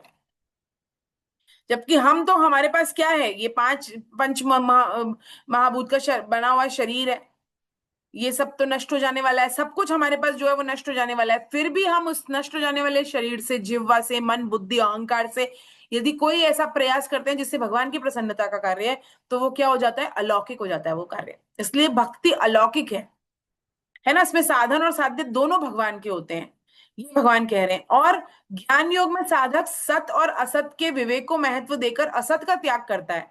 भाई ज्ञान योग में क्या करना है? ज्ञान योग में असत का त्याग ही तो करना है, सत की सत्ता को मानने के लिए और सत की सत्ता को महत्वपूर्ण, सबसे महत्वपूर्ण रखने के लिए असत का त्याग करना है। तो असत का त्याग करने से क्या हो जाता है? त्याग की और त्याज्य वस्तु की सत्ता भाव रूप से दूर तक साथ रहती है कि मैंने इसका त्याग किया है। इसलिए ज्ञान योग में असत का सर्वथा त्याग बहुत देरी से होता है, अंतिम अंत में होता है एकदम। और कर्म योग का जो साधक है वो असत वस्तुओं को त्याज्य न मानकर उसकी सेवा सामग्री मानता है। तो त्याग करने में जो निकृष्ट वस्तु है वो सुगमता से छूट जाती है, पर अच्छी वस्तु को छोड़ना कठिन होता है। भाई आपको बोले कोई यूज की, कोई आ रहा है मांगने वाला, तो हम क्या देते हैं उसको? जो हमारे सबसे काम की चीज है वो थोड़ी दे देते हैं। दे तो रहे हैं हम, कर्मयोग का ही आचरण है वो भी, लेकिन क्या दे रहे हैं हम? जो हमारी अच्छी वस्तु, हम अच्छी वस्तु का त्याग करना कठिन है, लेकिन उसको दूसरों की सेवा में लगाना सुगम है। और निष्काम भाव पूर्वक दूसरों की सेवा में लगाने से असत का त्याग सुगमता से और जल्दी हो जाता है। तो जो ज्ञान योग है उससे भगवान ने वहां पे बताया था कि कर्म योग सुगम है। हमने दोनों को कंपैरिजन किया था ना, कर्म योग में किया था ना। कर्म योग में कहा था ज्ञान से भक्ति श्रेष्ठ है, सॉरी, ज्ञान से कर्म योग श्रेष्ठ है। और यहां पर भगवान क्या कह रहे हैं? यहां पर भगवान कह रहे हैं कि भक्ति योग में जगत को भगवान और भगवत स्वरूप मानने से जगत जो क्या है, असत है, वह बहुत ही शीघ्रता से लुप्त हो जाता है। और कौन रह जाता है फिर? केवल भगवान रह जाते हैं, क्योंकि भगवत स्वरूप मान लेते हैं उसको, तो जगत तो लुप्त हो गया, सब कुछ भगवत स्वरूप है, इसलिए भगवान रह जाते हैं। तो इस प्रकार ज्ञान योग की अपेक्षा कर्म योग में जड़ता का शीघ्रता से त्याग होता है, और कर्म योग की अपेक्षा भक्ति योग में असत का त्याग शीघ्रता से होता है, क्योंकि भक्ति में असत रहता ही नहीं है। ज्ञान योग में तो असत का त्याग करना है, कर्म योग में जो असत है उसको संसार की सेवा में लगा देना है, और भक्ति योग में असत रहता ही नहीं है, सद सच्चाहम हो जाता है। 9.29 में भगवान ने कहा सद सच्चाहम, सब कुछ सत्य हो जाता है। तो अतः ज्ञान योग से कर्म योग श्रेष्ठ है, और कर्म योग से भक्ति योग श्रेष्ठ है, यहां पर भगवान कहते हैं इस प्रकार। हरे कृष्णा। तो ये जो दूसरे अध्याय में कहा है बहुत सुंदर भाव है। अब ओम प्रकाश गुप्ता सर पढ़ेंगे तीसरा श्लोक। हरे कृष्ण, पढ़िए। हरे कृष्णा। ये त्वक्षरं निर्देश्यम मैं व्यक्तं पर्युपासते सर्वत्र गम चिन्त्यं च कूटस्थमचलं ध्रुवम् संनियम्येन्द्रिये ग्रामं सर्वत्र संबुद्धयः ते प्राप्नुवन्ति मामेव सर्वभूतहिते रता। और जो अपने इंद्रिय समूह को भली भांति वश में करके चिंतन में न आने वाले, सब जगह परिपूर्ण देखने में न आने वाले निर्विकार, अचल, ध्रुव, अक्षर और अव्यक्त की तत्परता से उपासना करते हैं, वे प्राणी मात्र के हित में प्रीति रखने वाले और सब जगह संबुद्धि वाले मनुष्य मुझे ही प्राप्त होते हैं। हरे कृष्ण। हरे कृष्णा, बहुत सुंदर। तो क्या कह रहे हैं भगवान? अब भगवान ने स्पष्ट कर दिया और ज्यादा। भगवान ने ये कहा कि भाई ऐसा नहीं सोचे कोई कि सिर्फ निर्गुण सगुण साकार वाले ही भगवान को प्राप्त करते हैं। तो भगवान ने कहा और जो अपने इंद्रिय समूह को भली भांति वश में कर कर चिंतन में न आने वाले, यानी कि कौन? जो चिंतन में न आने वाला है वो कौन है? जो अदृश्य है, वो अव्यक्त है, वो सब जगह परिपूर्ण देखने में न आने वाले निर्विकार, अचल, ध्रुव, अक्षर और अव्यक्त की तत्परता से उपासना करते हैं, वे प्राणी मात्र के हित में प्रीति रखने वाले सब जगह संबुद्धि वाले मनुष्य मुझे ही प्राप्त होते हैं। भगवान ने यहां पर भी कह दिया मुझे ही प्राप्त करते हैं वो, यानी कि प्राप्ति तो दोनों में ही भगवान की हो रही है। ऐसा नहीं है कि जो है निर्गुण निराकार है उसको प्राप्ति नहीं हो रही है भगवान की, उसको भी प्राप्ति हो रही है भगवान की। लेकिन भगवान क्या कह रहे हैं यहाँ पर? अगले श्लोक में भगवान कहेंगे तो भगवान ने क्या कहा है, सगुण साकार की उपासना को सर्वश्रेष्ठ बता के भगवान कृष्ण ने तुरंत ही ये बात स्पष्ट कर दी कि निर्गुण निराकार के उपासक भी मुझे ही प्राप्त होते हैं, उनमें कोई भेद नहीं होता। ब्रह्म के 8 लक्षण बताए गए हैं, जिसमें जीवात्मा के लक्षण के साम्य है वो मम सधर्मता मागता, भगवान ने कहा 4.10 में। तो स्पष्ट क्या है इससे, जीव और ब्रह्म दोनों स्वरूप से एक ही है, तात्विक एकता है उनके अंदर। जीव ब्रह्म कहते ना, वो एक रामदास जी संत हुए, वो कहते चाह चूहड़ी रामदास सब नीचन में ही नीच, तू तो केवल ब्रह्म था जो चाह ना होती बीच। तो क्या है कि हम हैं ब्रह्म, लेकिन चाहना के कारण, कामना के कारण हम ब्रह्म नहीं बन, हम संसार से जुड़ गए हैं। तो ये है कि हमारे अंदर और जीव और ब्रह्म के अंदर दोनों में कोई तात्विक एकता है, और देह के साथ संबंध मानने से उसकी संज्ञा क्या हो जाती है, जीव, अन्यथा वो ब्रह्म ही है ना। और भगवान की प्रतिज्ञा क्या है कि समग्र तत्व का दिग्दर्शन कराना है, समग्र, कि निर्गुण निराकार भी मुझे ही प्राप्त होते हैं, सगुण साकार भी मुझे ही प्राप्त होते हैं, कोई अंतर नहीं है।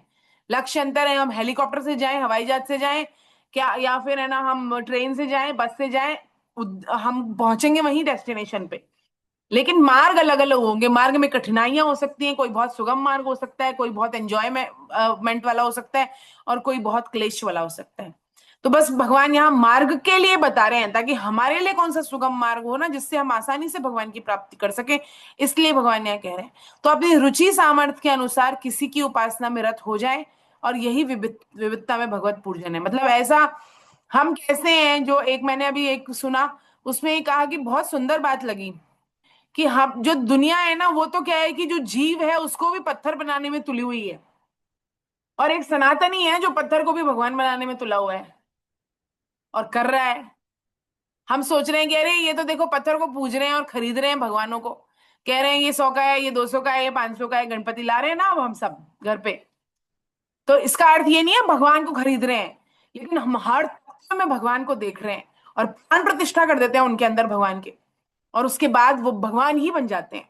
पहले हो सकता है हम मूर्ति घर पे लेकर आते हो, लेकिन जब भाव से हम उनकी पूजा करते हैं ना, और 10वें दिन जो महाराष्ट्र के लोग हैं वो लोग रोते हैं जब गणेश जी विदा होते हैं, क्यों, क्योंकि वो प्रीति कर लेते हैं उनके साथ में।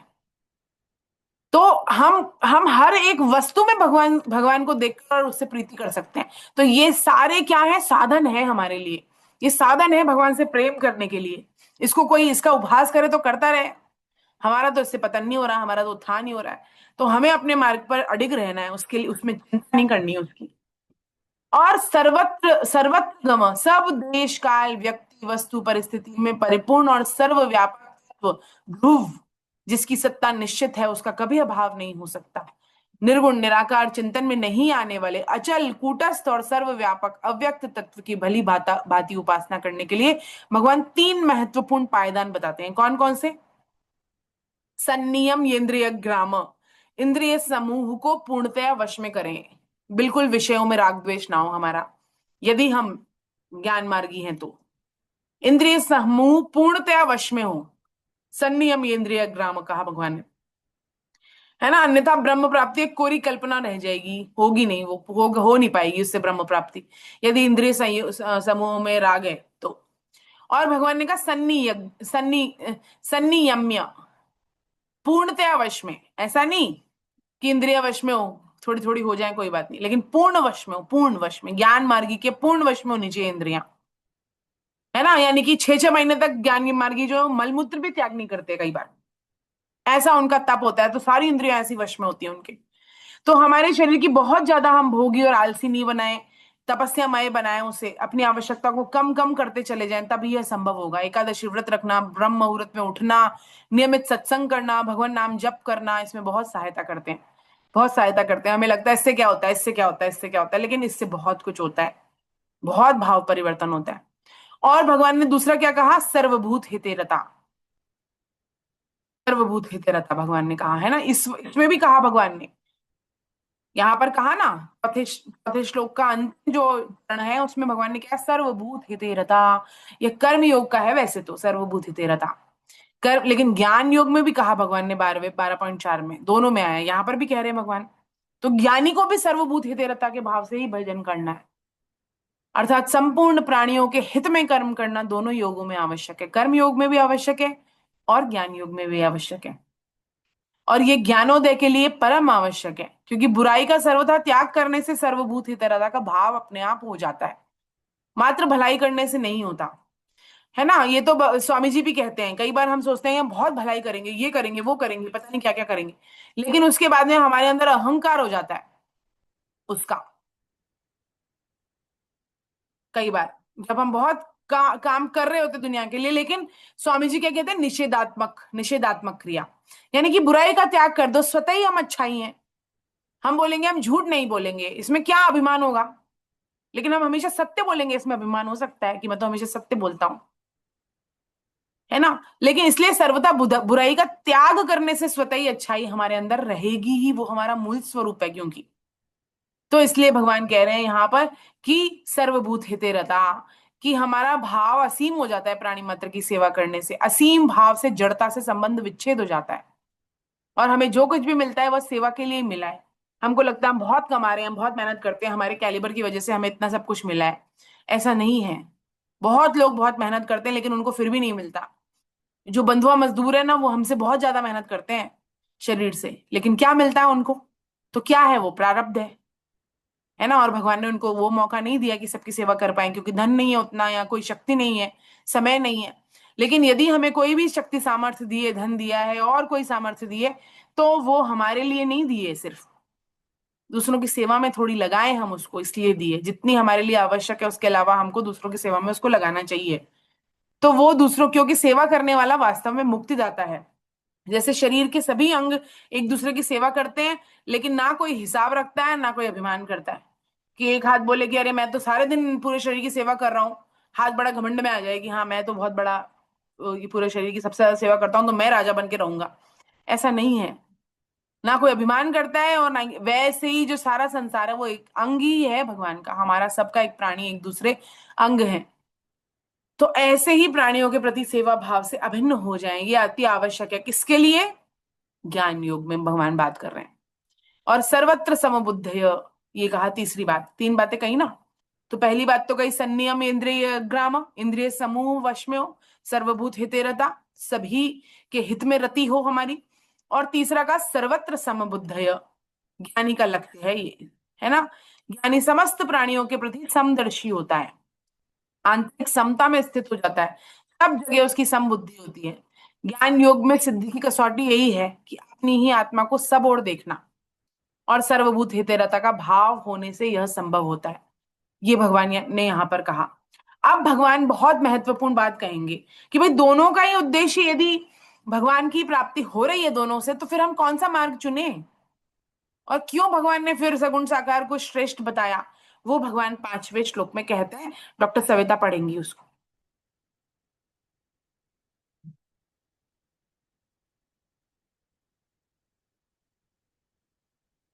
पढ़िए, अनम्यूट करिए।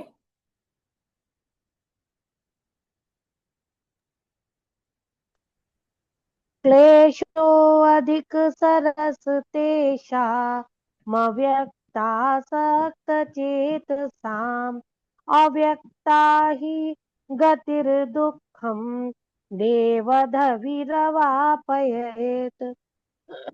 अव्यक्त में आसक्त चित्त वाले उन साधकों को अपने साधन में कष्ट अधिक होता है, क्योंकि देह अभिमानियों के द्वारा अव्यक्त विषयक गति कठिनता से प्राप्त की जाती है।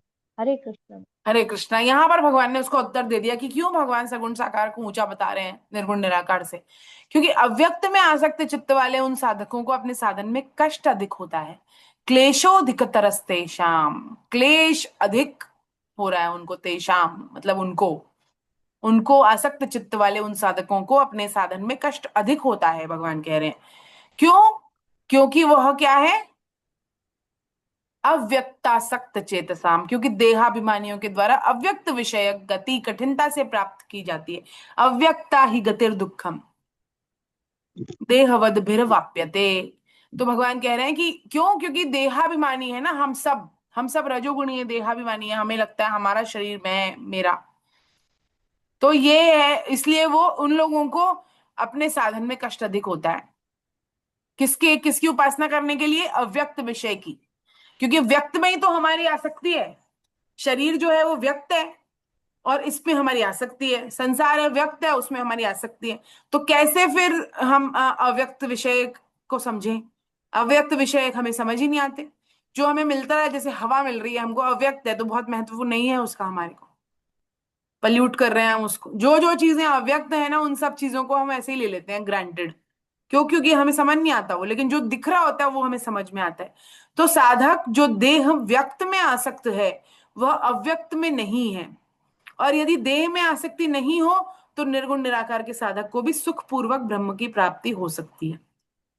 यदि उसकी आसक्ति देह में ना हो ना, तो उसको भी वैसे की वैसे ही भगवान की प्राप्ति हो जाएगी, जैसे कि सगुण साकार को भी होती है ना। तो सगुण साकार उपासकों को सर्वश्रेष्ठ योगी बताने के पीछे अहम कारण क्या है? देहाध्यास, देहाभिमान, मैं और मेरेपन का भाव हमारे अंदर जो है वो। यदि हमारे अंदर से मैं और मेरेपन का भाव हट गया है तो बिल्कुल हम लोग ज्ञान मार्ग में जा सकते हैं। तो ये लड़ाई बंद कर देती है गीता। गीता क्या है? सब लोगों में, ये सब लोगों ने संप्रदाय बांट लिए हैं, अपने अपने संघ बना लिए हैं इस बेसिस पर कि हम निर्गुण निराकार वाले हैं और हम सगुण साकार वाले हैं। भगवान कहते हैं भाई मुझे ही प्राप्त होगे तुम दोनों। तुम इस मार्ग से जा रहे हो तो भी लड़ो मत आपस में, तुम्हारे मार्ग अलग है लेकिन उद्देश्य एक ही है। तो गीता एक कर देती है सबको, लेकिन यहाँ पर बता रही है कि कठिन है, कठिन है ये मार्ग, है ना। मतलब अगर हम बोले कि उपले मुंह के, हमारे जैसे देहाभिमानी लोगों के लिए अगर हम कहें कि ज्ञान मार्ग का अनुसरण करें, अव्यक्त में आसक्त रहें, तो वो वैसा हो गया जैसे पोपले मुंह के आदमी से लोहे के चने चबवाए जाएं। ये बिल्कुल वैसा ही हो गया।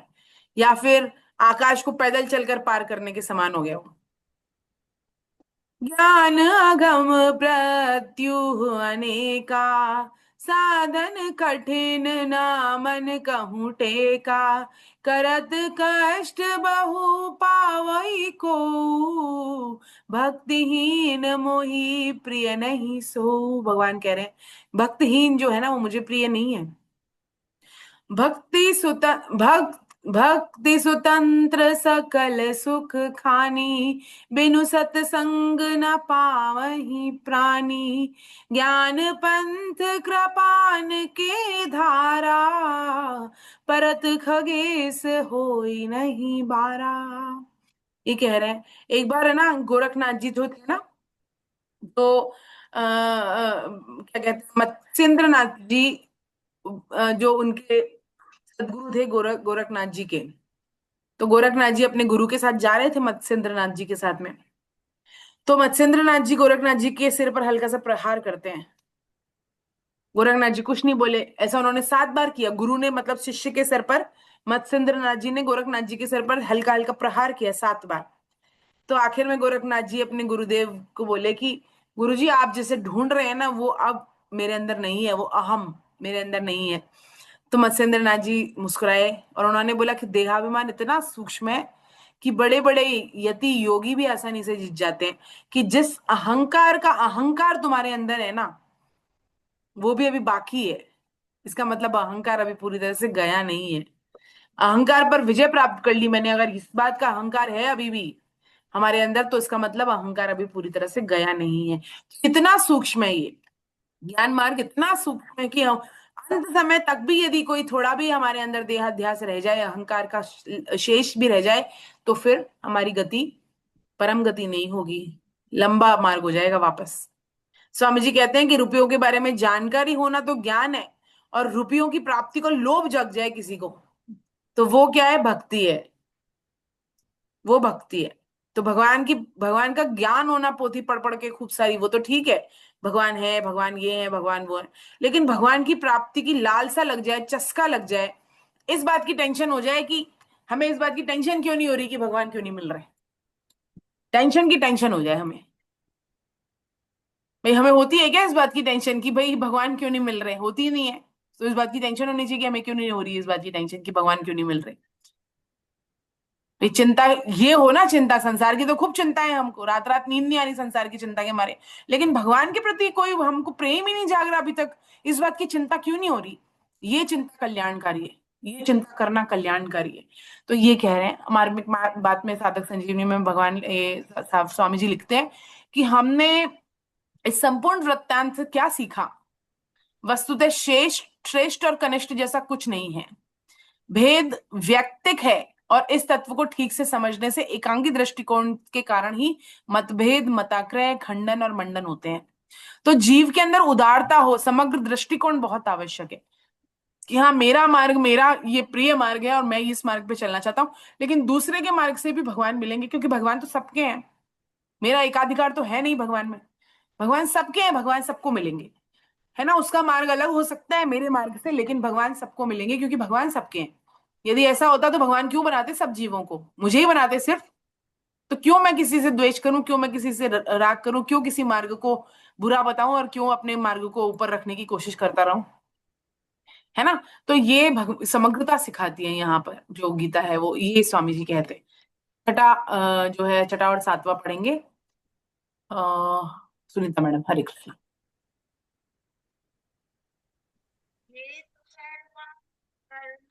नहीं आ रही आवाज, आप पास में लाओ माइक। आपका चेहरा भी नहीं दिख रहा है, आपने माइक कैसा रख रखा है कैमरा आज? थोड़ा दूर बैठिए, सेट करिए अपने चेहरे पर, देखो सिर दिख रहा है केवल। हाँ, आप बोलिए, नहीं आ रही अभी भी आवाज। म्यूट कर लिया, वापस अनम्यूट करो।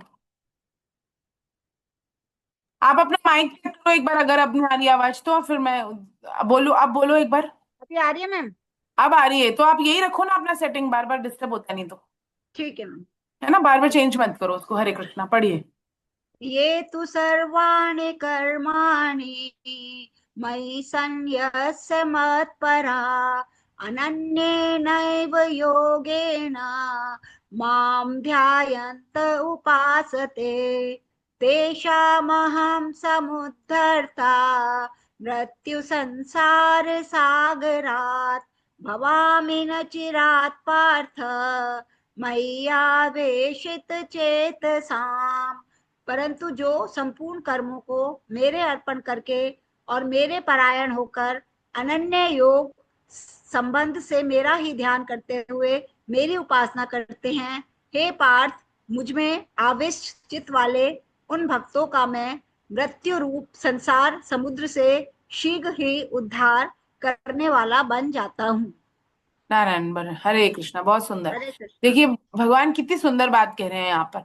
लेकिन जो संपूर्ण कर्मों को मेरे अर्पण कर देते हैं, मेरे परायण होते हैं, ये भगवान ने लेकिन क्यों कहा यहाँ पर? 5वें श्लोक में भगवान ने क्या कहा था कि अव्यक्त में आसक्ति वाले उन साधकों को कष्ट अधिक होता है, क्योंकि देहाभिमान के द्वारा अव्यक्त विषय कठिनता से प्राप्त किया जाता है। लेकिन भगवान यहाँ पर कह रहे हैं, लेकिन परंतु जो संपूर्ण कर्मों को मेरे अर्पण कर देते हैं, मेरे परायण होकर बैठते हैं, अनन्य योग से संबंध मेरी ही ध्यान करते हैं, मेरी उपासना करते हैं, ऐसे उन भक्तों को मैं मृत्यु रूपी संसार सागर से शीघ्रता से उनका उद्धार करने वाला बन जाता हूं। तो ये स्वामी जी कहते हैं लिफ्ट का रास्ता है। स्वामी जी कहते हैं भक्ति जो है वो लिफ्ट का रास्ता है। 100 मंजिल में जाना है हमको, सीढ़ियों से जाएं कि लिफ्ट से जाएं? तो भक्ति योग में हम जाएं, लिफ्ट से जाएं आराम से, 100 मंजिल क्यों चढ़े, हम क्यों कष्ट करें। तो पिछले श्लोक में निर्गुण निराकार की उपासना को क्लेशदायक बताया, कठिन बताया, और यहाँ सगुण साकार की उपासना को सरल बताने के लिए तू पद आया है यहाँ पर। तो बाकी साधनों में भी उद्धार तो प्रभु कृपा से होता है, किंतु भक्ति में अनन्य आश्रय होने से, जैसे माता है, वो गंदा होके आ गया बालक, तो कैसा भी कीचड़ में आ गया, लेकिन उसने तो हाथ उठा दिए बस कि माँ मेरे को गोदी में ले लो और मेरे को साफ करो। अब माँ जाने, उसका काम जाने, इस बच्चे को क्या लेना देना है, क्योंकि पूरी तरह से बच्चा जो है वो माँ पर आश्रित है, अनन्य आश्रय है उसका माता पे। तो प्रभु जैसे कि एक छोटा बालक है, मचल गया वो कि भाई अब वो खिलौना दे दिया उसको, माँ कर रही है अपना काम और बच्चा रोए जा रहा है, रोए जा रहा है, रोए जा रहा है। तो माँ ने उसको पकड़ा दिया एक बार खिलौना, थोड़ी देर तो खिलौने से खेला, फिर माँ माँ माँ रोने लग गया। फिर उसने एक छोटी अपनी जो बड़ी बेटी थी उसको कह दिया कि तू उसको संभाल, फिर वो उसको संभालने लग गई, थोड़ी देर तो वो फिर बहल गया, फिर रोने लग गया। फिर अंत में माँ अपना काम काज छोड़ छाड़ के और हो ही गई, तब जाके अब वो रोएगा नहीं। क्यों? क्योंकि उसको जो चाहिए था वही मिल गया अंत में। तो यही भगवान कह रहे हैं कि अनन्य आश्रय, किसी कोई अन्य चाहिए नहीं मुझे प्रभु आपके सिवा। तो प्रभु सिर्फ उद्धार ही नहीं करते वरन साधन काल में सार संभाल भी करते हैं। जो हम साधन कर रहे हैं, भक्ति कर रहे हैं, उसमें भी सार संभाल करते हैं भगवान। इसीलिए तो कह रहे हैं ना, अप्रत्यक्षावगम भक्ति जो है ना, वो कि वो शुरू से ही जो है सरल है। सुसुखम भगवान ने कहा, सुसुखम है भक्ति, तो शुरू से ही जो है वो पहले पग पग से ही वह फल देने वाली है भक्ति। तो ये कह रहे हैं जिसमें भगवान की प्राप्ति बहुत सरल हो जाती है, और यह भक्ति की प्रभु की विशेष कृपा है उसमें। तो हम तो प्राय रजोगुणी है, देहाभिमान तो प्राणी मात्र में होता है, फिर भक्ति इतनी सरल कैसे होगी? तो हमारी साधक संजीवनी में लिखा है, साधक संजीवनी नहीं है, गीता जीवन संगीत में लिखा है कि रिश्ता वही सोच नहीं, है ना। तो रिश्ता तो वही है भगवान से। अहंकार ज्ञान मार्ग में सबसे बड़ी बाधा है, और देहासक्ति के कारण अपनी अहमता पहचान अहंकार से ही करते हैं हम। अपरा प्रकृति में सबसे सूक्ष्म है ये अहंकार, इसको मिटाना और छोड़ना इतना सरल नहीं होता। लेकिन यदि अहंकार, जिस अहंकार के लिए हम फंसते हैं, वही अहंकार हमें भव सागर से पार उपार दे, तो अस अभिमान जाय जनि भोरे, मैं सेवक रघुपति पति मोरे। तो अभिमान है ये अभिमान जाना नहीं चाहिए। भगवान तुलसीदास जी कहते हैं मानस में, हे प्रभु ये अभिमान ना चला जाए मेरा, क्या कि मैं तो सेवक हूं और मेरे रघुपति कौन है, मेरे पति हैं, मेरे पालनहार हैं। ये अभिमान कभी जाना नहीं चाहिए। इस अभिमान को लेके अंगद, हनुमान जी सब अब इस अभिमान को लेकर चले गए, और उन्होंने कहा कि हाँ भाई अब मैंने अपना पैर जमा दिया और श्री राम नहीं आएंगे लेने के लिए सीता माता को, अगर मेरा कोई पैर हिला देगा तो। यहाँ पर क्या है, ये अभिमान नहीं है तो क्या है ये? इतने बड़े बोल दिए। भगवान ने थोड़ी आज्ञा करी थी, भगवान ने तो कहा था समझा कर आओ ताकि उसका भी कल्याण हो जाए और मेरा भी कल्याण हो जाए। क्योंकि अंगद ने जाते समय पूछा था मैं क्या करूं वहां पर जाकर, तो भगवान ने कहा कि भाई उसको ऐसी बात कहना रावण को जिससे उसका भी कल्याण हो जाए और हमारा भी काम बन जाए। तो भगवान तो ऐसे हैं भाई, उनकी भार्या को उठा के ले गया वो रावण, फिर भी उसके कल्याण के बारे में सोच रहे हैं। ऐसे भगवान, इतने भगवान हितैषी, इतने भगवान क्यों? क्योंकि सभी, रावण भी उनका ही जाया हुआ है ना भाई। भगवान तो कहते हैं ममे वांशु जीव लोके, सभी भगवान के जाए हैं। गलती हो गई तो बच्चे को माफ नहीं करते हम। तो भगवान ऐसे हैं कि किसी को भी क्षमा कर दें। ऐसा अभिमान किसके ऊपर हो कि मेरे प्रभु का बल है मुझसे, मेरे ऊपर, और ये अभिमान जाना नहीं चाहिए। तो ऐसा अभिमान, तो ये अहंकार भी ज्ञान मार्ग में तो जो पतन करवा देता है अहंकार, वो अहंकार भक्ति योग में उठा देता है हमको। लेकिन अहंकार हो किस बात का? भक्त हूं मैं, इस बात का हो, मैं सेवक हूं, सेवक हूं मैं भगवान का, और भगवान मेरे स्वामी है, उनके कार्य के लिए मैं किसी से भी भिड़ जाऊंगा, ऐसा। तो परम श्रद्धेय भाई जी महाराज कहते हैं कि संसार में व्यवहार करते समय एक हाथ से भगवान का चरण कमल पकड़े रहें और दूसरे हाथ से संसार का काम करते रहें, और संसार का काम जैसे ही खत्म हो भगवान के चरण दोनों हाथों से पकड़ लें। इसका अर्थ क्या हुआ कि हमारा मुख्य काम भगवान के चरण पकड़े रहना है। जब जब हमको संसार के काम की आवश्यकता हो, एक हाथ से चरण पकड़े रहें, दूसरे हाथ से संसार का सारा कार्य करते रहें, यानी कि स्मरण में, चिंतन में भगवान बने रहें, निरंतर बने रहें। तो ना हमसे किसी की निंदा होगी, ना हमसे कोई गलत काम होगा, ना हमसे कोई और जो है शास्त्र निषिद्ध कर्म होगा फिर, है ना। ये कह रहे हैं भगवान। और फिर कह रहे हैं मैया वेशित चेतसाम, भगवान का यह जो विरध है ना, जो भाव से, जिस भाव से भगवान की शरण लेता है ना, भगवान उसको वो ही साधन देते हैं। 4.10 तक तो हम पढ़ते हैं, लेकिन 4.11 और विशेष है। 4.6 से लेकर 4.10 जो है वो दिव्य पंच श्लोक है, और 4.11 जो है ना वो और बड़ा दिव्य है। क्या बोल रहा है भगवान, क्या कह रहा है कि भगवान जैसा, जो ये यथा माम प्रपद्यन्ते कहा भगवान ने यहाँ पर, जो जैसा मेरा भजन करेगा ना, मैं वैसे ही उसको उसको आश्रय दूंगा। कोई दुश्मन बनाएगा मुझे तो मैं बहुत बड़ा दुश्मन हूं, कोई काल रूप में मुझे देखता है तो मैं महाकाल हूं, कोई मुझे मित्र देखता है तो मैं बहुत बड़ा सुहृद हूं, कोई मुझे बाल रूप में देखता है तो मेरी माता, मैं उसका बालक बन जाता हूं। इस प्रकार से भगवान जैसा जो उनको भजता है वह वैसा वैसा। तो अब कह रहे हैं मैया वेशित चेतसाम, ये भगवान कहते हैं। तो अब यहां पर भगवान ने इस प्रकार का, अब क्या कह रहे हैं कि ऐसा सर्वश्रेष्ठ योगी कैसे बना जाए। फिर भगवान ने तो बहुत अच्छा बताया हमको, अब हम भी वैसे योगी बनना चाहते हैं, कैसे बना जाए वो। इसके लिए भगवान सार रूप में पुनः 4 साधन और 4 श्लोक बताते हैं इसके बाद, जिससे क्रमशः समर्पण योग, अभ्यास योग, भगवत प्रीत्यर्थ कर्म और सर्व कर्म फल त्याग कर्म रूपी साधन कह सकते हैं। और यदि उद्देश्य भगवान की प्राप्ति का हो तो चारों साधन श्रेष्ठ हैं, क्योंकि साधन की सुगमता या कठिनता साधक की रुचि के अनुसार होती है और उद्देश्य पर भी निर्भर करती है। जैसे हमारी विभिन्न इंद्रियां विभिन्न आहार ग्रहण करती हैं, लेकिन तृप्ति तो एक ही होती है ना भाई, पेट तो एक जैसा ही भरता है ना। आज दाल चावल खाया मैंने, कि रोटी सब्जी खाई, कि पानी पी लिया, कि कोई शरबत पी लिया या कुछ भी, जब पेट भर गया तो तृप्ति तो एक ही हुई ना। बहुत सारे मार्ग हो गए, आहार तो बहुत सारे हो गए, लेकिन तृप्ति एक ही है। वैसे ही उद्देश्य की पूर्ति हेतु साधन बहुत सारे हो सकते हैं, लेकिन उद्देश्य एक ही है। वैसे भी यहाँ बताए गए प्रथम 3 साधन, अन्य 2 साधन उनके अंदर शामिल ही है। साधक किसी भी संप्रदाय का हो या साधन में अनुकूल प्रतिकूल की भावना नहीं करके केवल परमात्मा तत्व पर ही दृष्टि रखे, तभी अनन्यता का जीवन में प्रवेश हो सकेगा। तो अब यहाँ पर जो है बता रहे हैं भगवान, क्या नाम है, 8, 9 और 10 और 11 और 12, ये सब एक साथ पढ़ दीजिए ओम प्रकाश गुप्ता सर, आप सारे 12 तक, क्योंकि ये सब एक दूसरे से जुड़े हुए हैं, तो हम बीच में पॉज ही देंगे, इसका पूरा एक साथ वो ठीक। करेंगे।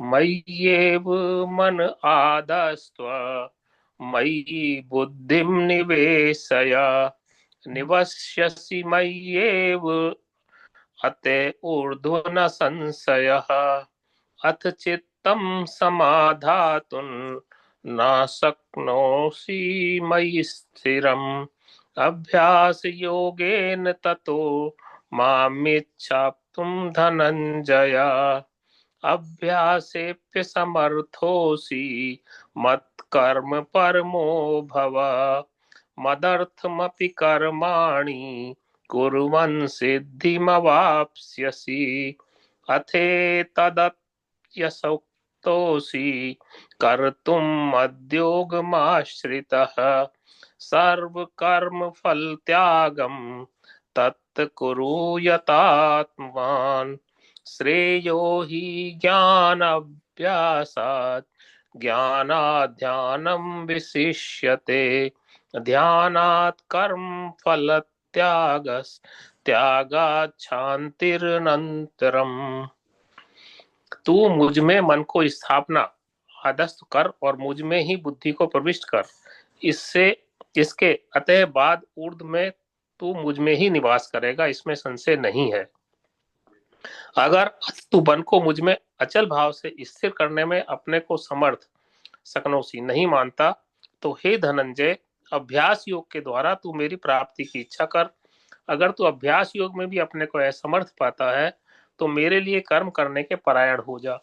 मेरे लिए कर्मों को करता हुआ भी तू सिद्धि को प्राप्त हो जाएगा। अगर मेरे योग समता के आश्रित हुआ, तो इस पूर्व श्लोक में कहे गए साधन को भी अपने में करने में अपने को असमर्थ पाता है, तो मन इंद्रियों को वश में करके संपूर्ण कर्मों के फल की इच्छा का त्याग कर।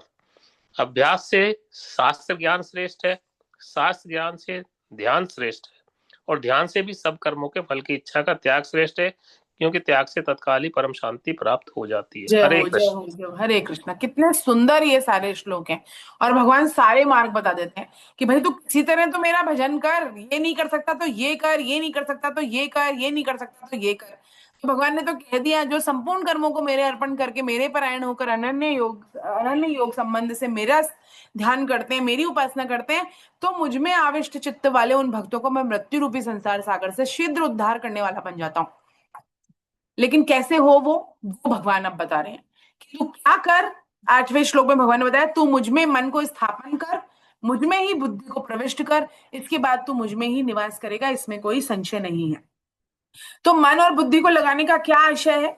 मन बुद्धि को लगाने का आशय यह है कि अब तक जिस मन से मनुष्य संसार में ममता और आसक्ति रखता था, और जिस बुद्धि से संसार में संसार के बारे में अच्छे और बुरे कर्म का निश्चय करता था, उस मन को संसार से हटाकर कृष्ण में लगाए और बुद्धि से दृढ़ निश्चय कर ले कि मैं केवल कृष्ण का हूं और कृष्ण ही मेरे हैं और वे मेरे ही लिए परम प्रापणीय हैं, है ना, वे ही मेरे लिए परम प्रापणीय हैं।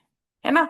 मतलब प्रापणीय तत्व का मतलब वही प्राप्त करने के लिए है मेरे इसलिए संसार में, और कुछ मुझे प्राप्त नहीं करना है, ये मेरा उद्देश्य है। तो मन बुद्धि को लगा देना, मन बुद्धि और चित्त को लगा देना, मन बुद्धि को मुझ में, बुद्धि को प्रविष्ट कर, इसके बाद तू मुझ में निवास करेगा। तो मन बुद्धि को लगाने से, बुद्धि को लगाना महत्वपूर्ण क्यों है मन को लगाने से? क्योंकि मन तो वहीं लगता है जब बुद्धि जाती है। किसी की परीक्षा हो तो मन तो लगेगा पिक्चर देखना है, लेकिन फिर भी बुद्धि क्या करेगी? नहीं नहीं, एग्जाम है, पढ़ना है। गीता का एग्जाम हो अगले दिन और दावत में जाना हो तो हम क्या करेंगे? मिस कर देंगे दावत को, कहेंगे नहीं नहीं हम तो पहले गीता के एग्जाम की पढ़ाई करेंगे। ऐसा करते हैं क्या अपन? कठिन है ना। सोचेंगे गीता में क्या है, प्रॉब्लम नहीं है उसमें, तो चलो ले आएंगे मार्क्स, अपन तो अपना पहले भोजन वोजन करके आए, है ना। तो परीक्षा में हम लोग बुद्धि, जब जहां पर बुद्धि महत्व देती है ना किसी चीज को, तो मन अपने आप वहीं पर आविष्ट हो जाता है। बुद्धि में जो महत्वपूर्ण है हमारे लिए, जैसे कोई पूजा है घर में, कोई पाठ है, कोई आज आज प्रस्ताव है घर में, तो सुबह जल्दी उठ के सारी तैयारी करेंगे। क्यों?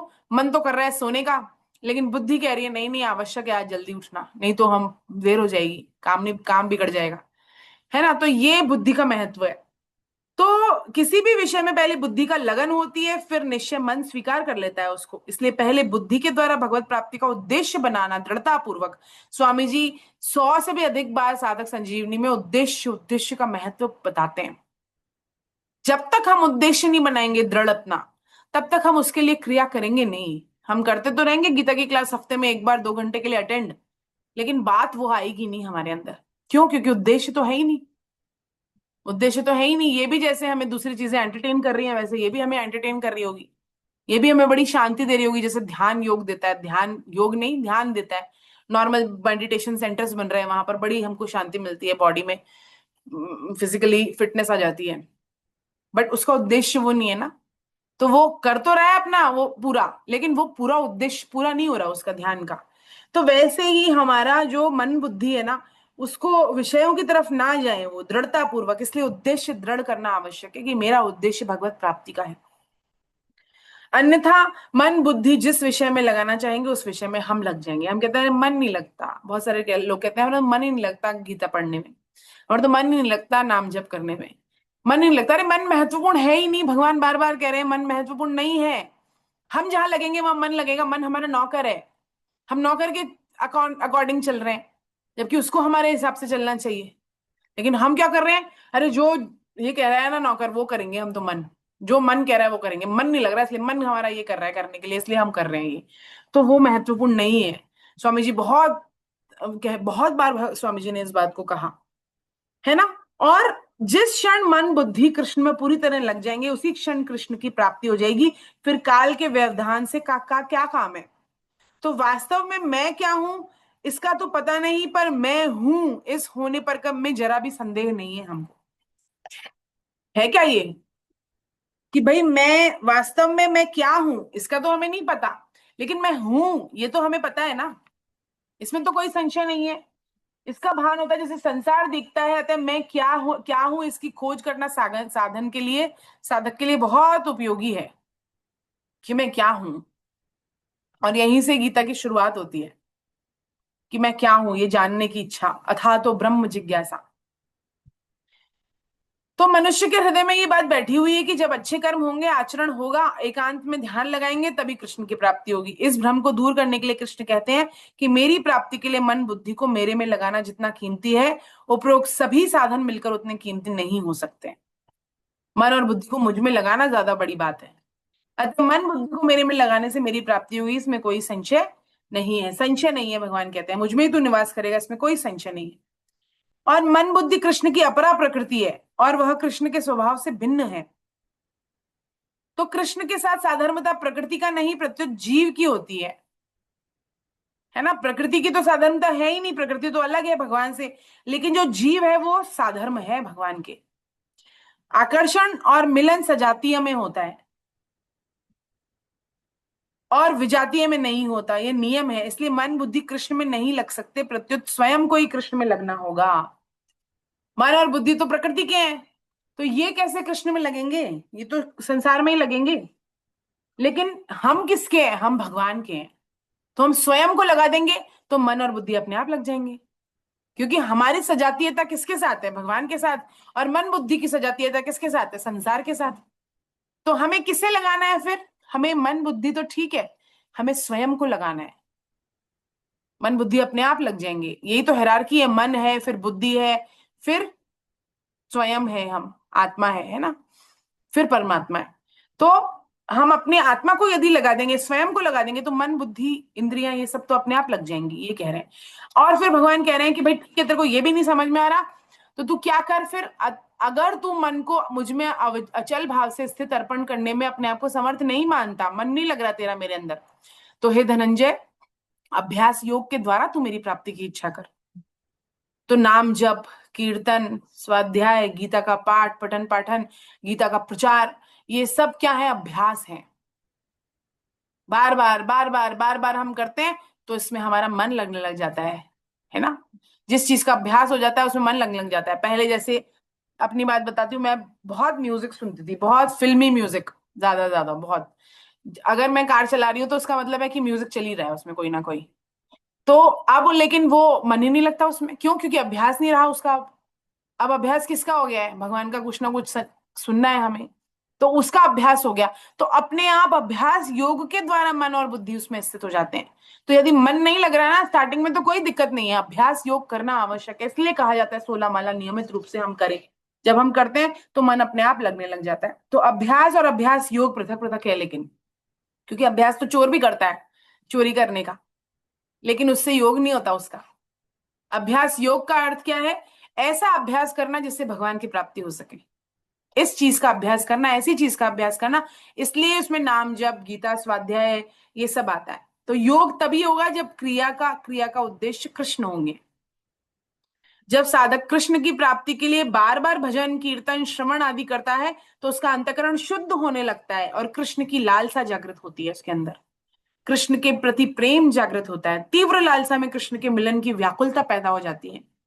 और जब व्याकुलता होती है तो सांसारिक आसक्ति और अनंत जन्मों के पापों को जला डालती है। वो व्याकुल हो जाए कोई मिलने के लिए, तो किसी भी मार्ग से, जैसे मीराबाई व्याकुल हो गई ना कि अब तो मैं भगवान के सिवा रह नहीं सकती, प्राण ही चले जाए मेरे, तो भगवान ने क्या किया? सशरीर भगवान के अंदर प्रवेश कर गई द्वारका में। ऐसा उनके अंदर व्याकुलता हुई। तो व्याकुलता चरम पर गई तो भगवान ने क्या किया? शरीर को भी नहीं छोड़ा यहां पर उनका, कि शरीर के साथ कोई दुर्व्यवहार नहीं हो जाए उनके, इसलिए। तो भगवान ऐसा प्रेम करते हैं, फिर तो उद्देश्य कृष्ण प्राप्ति का हो तो अनन्य प्रेम हो जाता है। और भक्त फिर कृष्ण के वियोग को सहन नहीं कर पाता। और जब कृष्ण की भक्ति में वियोग सहन नहीं होता, तो भगवान भी उस वियोग को सहन नहीं कर पाते। भगवान ने तो कहा ही है, भगवान ने तो कहा है ना, जो जैसा मुझे भजता है मैं उसे वैसा भजता हूँ। हम भगवान से प्रेम करेंगे, हम भगवान से मिलने के लिए व्याकुल हो जाएंगे, तो भगवान भी हमसे मिलने के लिए व्याकुल हो जाएंगे। जब सुदामा को उनकी पत्नी ने भेजा भगवान से मिलने के लिए, वो तो नहीं आना चाह रहे थे, लेकिन मित्र से प्रेम है ना इसलिए आए, वो कोई मांगने के लिए नहीं आए थे। पत्नी का उद्देश्य तो था कि ठीक है, तुम्हारा इतना बड़ा द्वारकाधीश मित्र है और इतना धन है उसके पास, और हम यहाँ पर है ना, मतलब एक एक रोटी को तरस रहे हैं, तो क्या मित्रता है ये, जाकर मांग कुछ लेकर आओ उनके पास से। तो वो बड़े संकोचवश जो सुदामा जी हैं वो गए उनके पास में। लेकिन और जब है ना वो उनसे मिलने के लिए गए, वहां द्वारपालों ने उन्हें रोका, फटी उनका कपड़े फटा, और इतने दिनों से चल के आ रहे, तो पूरी उनकी जो पूरा शरीर ऐसा क्षीण गरीब और वैसा दिखाई दे रहा, कटा फटा सब, बेवाइयां फट रही हैं, खून निकल रहा है उसमें से, इस तरह से। और जैसे ही द्वारपालों ने उनको कहा कि कोई आपका मित्र आया, और भगवान कैसे भागे, भगवान सब छोड़कर, उनका उपरना कहीं जा रहा है और भगवान कहाँ दौड़ रहे हैं, और सब रानियां, सब दासियां, सब देख रहे हैं, सब द्वारपाल देख रहे हैं कि अरे द्वारकाधीश इस तरह से क्यों भाग के जा रहे हैं। और वो लेकर आया उनको, कैसे रोते रोते लेकर आया, और अश्रुओं से उन्होंने, इतना अश्रु भगवान के प्रेम वश, क्यों? क्योंकि सुदामा का प्रेम है इतना, तो कृष्ण का प्रेम है इतना। सुदामा के मन की इच्छा इतनी, तो कृष्ण की इच्छा इतनी। सुदामा ने तो कहा चलो मेरे रोटी पानी की व्यवस्था हो जाए, उनकी पत्नी ने कहा है कि उनकी पत्नी के लिए प्रेम वश वो ये मांगने आए, और भगवान ने क्या कहा? मेरे जितना संसार हो जाए इसका, जैसा मेरा वैभव है ना द्वारकाधीश का, वैसा वैभव सुदामा का हो जाए। लक्ष्मी जी नहीं रोकती तो भगवान सुदामा हो जाते और सुदामा भगवान। उन्होंने रोका कि भाई 3 मुट्ठी चावल मैं भी तो खाऊंगी, तो उन्होंने रोक लिया और खुद खा लिया उन्होंने तीसरी मुट्ठी, नहीं तो भगवान का सारा साम्राज्य जो है सुदामा को। तो भगवान ऐसे भक्तों के, भक्त मेरे मुकुटमणि और मैं भक्तन को दास, तो भगवान ऐसे दास बनने को तैयार हो जाते हैं, ऐसा भगवान का प्रेम। तो भगवान कह रहे हैं अभ्यास योग के द्वारा तू मेरी प्राप्ति की इच्छा कर, और कह रहे हैं अगर तू अभ्यास योग में भी अपने आप को असमर्थ पाता है, अभ्यास भी नहीं हो रहा, तो क्या कर, तो जो कुछ कर्म कर रहा है ना वो मेरे लिए कर, मेरे लिए कर्मों को करता हुआ तुम सिद्धि को प्राप्त हो जाएगा। भगवान सरल पे सरलता बताए जा रहे हैं। पहले भगवान ने एक सरलता बताई कि तू जो है मेरे मेरे में मन और बुद्धि को प्रविष्ट कर। भगवान ने कहा कि मन बुद्धि नहीं लग रही है तो तू अभ्यास कर, अभ्यास में भी मन नहीं लग रहा है तेरा, तो फिर तू मेरे लिए कर्म कर, मेरे परायण हो जा, कर्म करने के लिए परायण हो जा और मेरे लिए कर्म करता होगा तो सिद्धि को प्राप्त हो जाएगा। तो कृष्ण के लिए कर्म करने के परायण होने का तात्पर्य क्या है? संपूर्ण कर्म, वर्णाश्रम धर्म के अनुसार शरीर निर्वाह, आजीविका संबंधी भजन कीर्तन ध्यान नाम जप आदि सब का उद्देश्य कृष्ण की प्राप्ति का हो। ये नहीं कि ऑफिस का काम तो ऑफिस के लिए करना है और बाकी भजन जो है वो नाम है वो सब इसके लिए करेंगे। लोग कहते हैं समय कहाँ है हमारे पास, नहीं है समय, कोई बात नहीं, जो कर्म कर रहे हैं वो कृष्ण के लिए कर ले, भक्ति है वो। भगवान इतना सरल, मतलब भगवान कैसे हमसे मिलने के लिए आतुर है। भगवान कह रहे हैं मेरा जीव दोबारा किसी गर्भ में ना जाए, इसी जन्म में उसकी भगवत प्राप्ति हो जाए, उसके लिए भगवान ऐसे ऐसे मार्ग बता रहे हैं। मतलब अश्रु आ जाएंगे यदि हम उसको पढ़ें ढंग से, तो मन से, कि भगवान कैसे हमसे मिलने के लिए तड़प रहे हैं और फिर भी हम कोई ना कोई मार्ग ढूंढ रहे हैं भगवान से दूर जाने का, तो हम कैसे अभागे हैं। भगवान यहाँ पर कह रहे हैं कि तू मेरे लिए कर्म कर, तुझे सिद्धि को प्राप्त हो जाएगा। और धन प्राप्ति के लिए व्यापार करने वाला जो जो धन प्राप्त होता है त्यों त्यों मन में धन का लोभ और कर्म करने का उत्साह बढ़ता है ना उसका, जैसे जैसे धन प्राप्त होता है वैसे वैसे कर्म करने का उत्साह बढ़ने लग जाता है। ऐसे ही साधक जब पूर्ण संपूर्ण कर्म कृष्ण के लिए करता है तो उसके मन में कृष्ण प्राप्ति की उत्कंठा बढ़ जाती है, साधन करने का उत्साह बढ़ जाता है। उत्कंठा तीव्र होने पर कृष्ण का वियोग असह्य हो जाता है और तब कृष्ण छिपे नहीं रह सकते, प्रकट हो जाते हैं कृष्ण। तायल सर की याद आती है इस बात को सुनकर मुझे।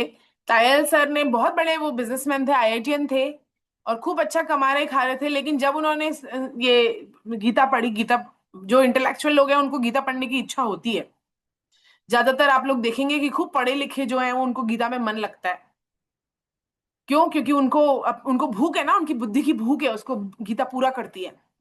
तो वैसे ही तायल सर ने भी गीता पढ़ी, और तायल सर ने जब गीता पढ़ी और गीता पढ़ने के बाद में उन्होंने जब 18वां अध्याय पढ़ा, उसका 66वां श्लोक पढ़ा कि भगवान का सबसे प्रिय कार्य है यही, जो जिससे सेठ जी इंस्पायर हुए ना, जिसके लिए उन्होंने गीता प्रेस की स्थापना कर दी, जिन 2 श्लोकों के लिए, बस उसी कारण से गीता परिचय अभियान का भी अभ्युदय हुआ। और वहां पर तायल सर ने इसकी नींव रखी और तायल सर ने इस कोर्स को डिजाइन किया जिससे अब हजारों लोग लाभान्वित हो रहे हैं, है ना। और वो मूल रूप से जो कि स्वामी जी जिस भाव से पढ़ाते हैं, वे गीता तो बहुत लोग पढ़ा रहे हैं लेकिन यहाँ शुद्ध भक्त हैं, यहाँ शुद्ध भक्ति की बात होती है, इसमें कोई लाग लपेट ज्यादा नहीं है। हम भजन भी वो वाले नहीं करते हैं जो फिल्मी भजन है। क्यों? क्योंकि वो उसको जो स्वामी जी को, स्वामी जी ने एक फोटो नहीं खिंचवाई अपनी, स्वामी जी ने कहीं अपना नाम छपाने के लिए मना किया, अभी भी हम स्वामी जी का बार बार नाम तो लेते हैं लेकिन स्वामी जी को ये पसंद नहीं है, स्वामी जी को ये बात पसंद नहीं है कि कोई मेरा नाम ले भगवान को छोड़कर। तो ऐसे ऐसा उद्देश्य, तो उन्होंने क्या कहा कि कृष्ण, उन्होंने पूरा बिजनेस बिजनेस छोड़कर और इसमें अपना मन लगा दिया तायल सर ने। इसका अर्थ क्या हुआ कि तू मेरे परायण हो जा, जो कुछ भी कर्म कर रहा है। और तायल सर ने कई बार कहा, ये महावीर सर भी कहते हैं कि जो हम कमा रहे थे ना ठाकुर जी कृपा से, उद्देश्य वो नहीं है कमाने का, लेकिन ठाकुर जी कृपा से फिर भी बढ़िया चल रहा है। मतलब सारे संसार के काम हो रहे हैं, कोई काम रुक रहा नहीं है, रुपया आ रहा होगा तो भी वो रुपया इसी में लग रहा है गीता में, फिर भी संसार का कोई काम पहले से बेहतर हो गए सारे काम, बल्कि। तो भगवान ऐसा करते हैं, भगवान ऐसा बिठाते हैं। तो इसलिए सब कर्म भगवान के लिए करें, कोई व्यापार हो तो, कोई भी कर्म हो, घर का काम हो तो, नाम जप इत्यादि तो हम भगवान के लिए करें ही, और उसके अलावा संसार का काम भी भगवान से अलग नहीं। और फिर भगवान कहते हैं अच्छा तू ये भी नहीं कर सकता, और सरलता पे आ गए भगवान। अगर मेरे योग समता के आश्रित हुआ तो इस पूर्व श्लोक में कहे गए साधन को भी करने में अपने आप को असमर्थ पाता है, तो क्या कर, मन बुद्धि इंद्रियों को वश में करके संपूर्ण कर्मों के फल की इच्छा का त्याग कर दे। भाई तू सब कर्म भी तेरे लिए ही कर ले चल, लेकिन फल की इच्छा मत कर, फल की इच्छा का त्याग कर दे। कर्म कर तू जो कर रहा है, लेकिन फल की इच्छा का त्याग कर दे। तो अब पूर्व में कहे हुए श्लोकों को भी तू साधन करने में असमर्थ पाता है, तो फिर फल की इच्छा का त्याग कर दे। तो ज्ञान को अभ्यास से श्रेष्ठ बताया। मेरे योग कहा भगवान ने, समता कहा भगवान ने इसको। तो पिछले श्लोक में संपूर्ण कर्मों को कृष्ण के लिए करने के पर भक्ति योग हुआ। अब यहाँ कर्मों के फल का त्याग करने से कर्म योग हुआ। इस प्रकार कृष्ण प्राप्ति के लिए ये दोनों ही पृथक पृथक साधन भगवान ने बता दिए। पहले तो भक्ति योग बताया, अब यहाँ पर कर्मयोग बता दिया। कर्मण्येवाधिकारस्ते मां फलेषु कदाचन मां कर्म फल हेतुर्भुमा ते संगोस्त्व कर्मणि। वो ही बता दिया ना भगवान ने यहाँ, संपूर्ण कर्मों की फल की इच्छा का त्याग कर दे। तो इस साधन में मन बुद्धि इंद्रियों के संयम की आवश्यकता कृष्ण बता रहे हैं। और यदि यह संयम ना हुआ तो मन के द्वारा इंद्रियों के विषयों का चिंतन होगा और इन विषयों में आसक्ति हो जाएगी और फिर फल का त्याग नहीं हो पाएगा। तो यदि फल की इच्छा का त्याग कर दिया तो देखिए भगवान की ट्रिक है, ये पुराने साधन अपने आप आ जाएंगे। ये सारे जो भगवान ने बताए ना, ये सब ऑटोमेटिकली हो जाएंगे, इन इम्प्लिसिट है इसके अंदर। जैसे ही फल की इच्छा का त्याग होगा, जब फल की इच्छा का त्याग होगा तो हम सबके कल्याण के लिए ही कार्य करेंगे, स्वयं का तो कुछ है ही नहीं, क्यों करेंगे फिर। तो कर्मयोग हो गया, कर्मयोग हो गया तो सारे साधन हो गए, अपने आप ही हो गए। अभ्यास भी वही होगा, भगवान के परायण होने का अभ्यास होगा, मन बुद्धि भी उसी में लगेगी हमारी। तो इस प्रकार से होता है। तो कर्म फल की इच्छा का त्याग। उसके बाद में भगवान क्या कहते हैं, अभ्यास से शास्त्र ज्ञान श्रेष्ठ है, शास्त्र ज्ञान से ध्यान श्रेष्ठ है, और ध्यान से भी सब कर्म के फलों की इच्छा का त्याग श्रेष्ठ है, क्योंकि त्याग से तत्काल ही परम शांति प्राप्त हो जाती है। तो भगवान ने, ये बहुत ही महत्वपूर्ण श्लोक है। अभ्यास से शास्त्र ज्ञान श्रेष्ठ है भगवान ने कहा। अभ्यास, जो कोरा अभ्यास है ना, जो जो कि भगवान से मिलाने वाला नहीं है, उससे क्या श्रेष्ठ है। हम अभ्यास कर रहे हैं बहुत, हम लोग कई बार कहते हैं हाँ हम तो ये सब करते हैं, लेकिन शास्त्रों के बारे में कोई ज्ञान ही नहीं है। तो फिर हम अपने आप जो हम जैसे हम चाहते हैं वैसे वैसा करते हैं। श्रद्धा तो है हमारी, लेकिन योग्यता नहीं है, क्योंकि हमें शास्त्र के बारे में पता ही नहीं है, हम उल्टी सीधी बातों का अनुसरण कर रहे हैं। तो शास्त्र आधार होना चाहिए ना हमारे अनुसरण करने का। तो इसलिए अभ्यास, ऐसे अभ्यास से शास्त्र ज्ञान श्रेष्ठ है ना। और फिर कह रहे हैं कि ज्ञान ज्ञान को अभ्यास से श्रेष्ठ बताने का तात्पर्य है कि ज्ञान से रहित अभ्यास कृष्ण प्राप्ति में उतना सहायक नहीं होगा जितना अभ्यास से रहित ज्ञान सहायक होगा। यदि ज्ञान है और अभ्यास नहीं है मान ले, तो वो बेटर है। शास्त्र ज्ञान है और अभ्यास नहीं है तो उससे बेटर है ना। और शास्त्र ज्ञान से ध्यान श्रेष्ठ है, ये क्यों कहा, क्योंकि ध्यान मन को नियंत्रण में लेकर आता है, ज्ञान नहीं लेकर आता मन को नियंत्रण में। ज्ञान अभिमान ले आता है कई बार, लेकिन ध्यान मन को नियंत्रण में लेकर आता है। अतः ध्यान से जो शक्ति संचित होती है वो शास्त्र ज्ञान से नहीं होती, और उस शक्ति का सदुपयोग करके साधक कृष्ण प्राप्ति की ओर अधिक सुगमता से चल सकता है।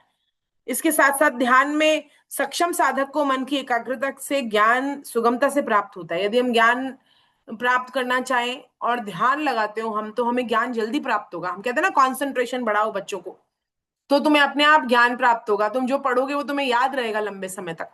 इसका अर्थ क्या हुआ, कॉन्सेंट्रेशन कैसे बढ़े, ध्यान से बढ़ता है। तो ध्यान से शास्त्र ज्ञान अपने आप बढ़ जाता है, और शास्त्र ज्ञान बढ़ जाता है तो अभ्यास सही जगह पर होता है। इसलिए अभ्यास से शास्त्र ज्ञान श्रेष्ठ है, शास्त्र ज्ञान से ध्यान श्रेष्ठ है, और ध्यान से क्या श्रेष्ठ है, कर्मों के फल की इच्छा का त्याग श्रेष्ठ है। क्योंकि कर्म योग में कर्म की फल की इच्छा का त्याग मुख्य है। कर्म त्याग कर्म योग का दूसरा नाम है, और इसी कर्म योग को भगवान कृष्ण अपने मनुष्य के कल्याण का सुगम उपाय बता चुके हैं पहले। अन्यथा आध्यात्म मार्ग में ये सोचा नहीं जा सकता कि एकांत के बिना कर्मों का त्याग कैसे किया जाए। स्वजनों को त्यागे बिना कोई मनुष्य कल्याण कैसे कर सकता है। स्वजनों को त्यागना आवश्यक है ऐसा लगता है, लेकिन ऐसा नहीं कह रही गीता।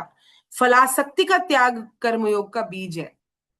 फल में जो आसक्ति है उसका त्याग, कर्मों का त्याग नहीं।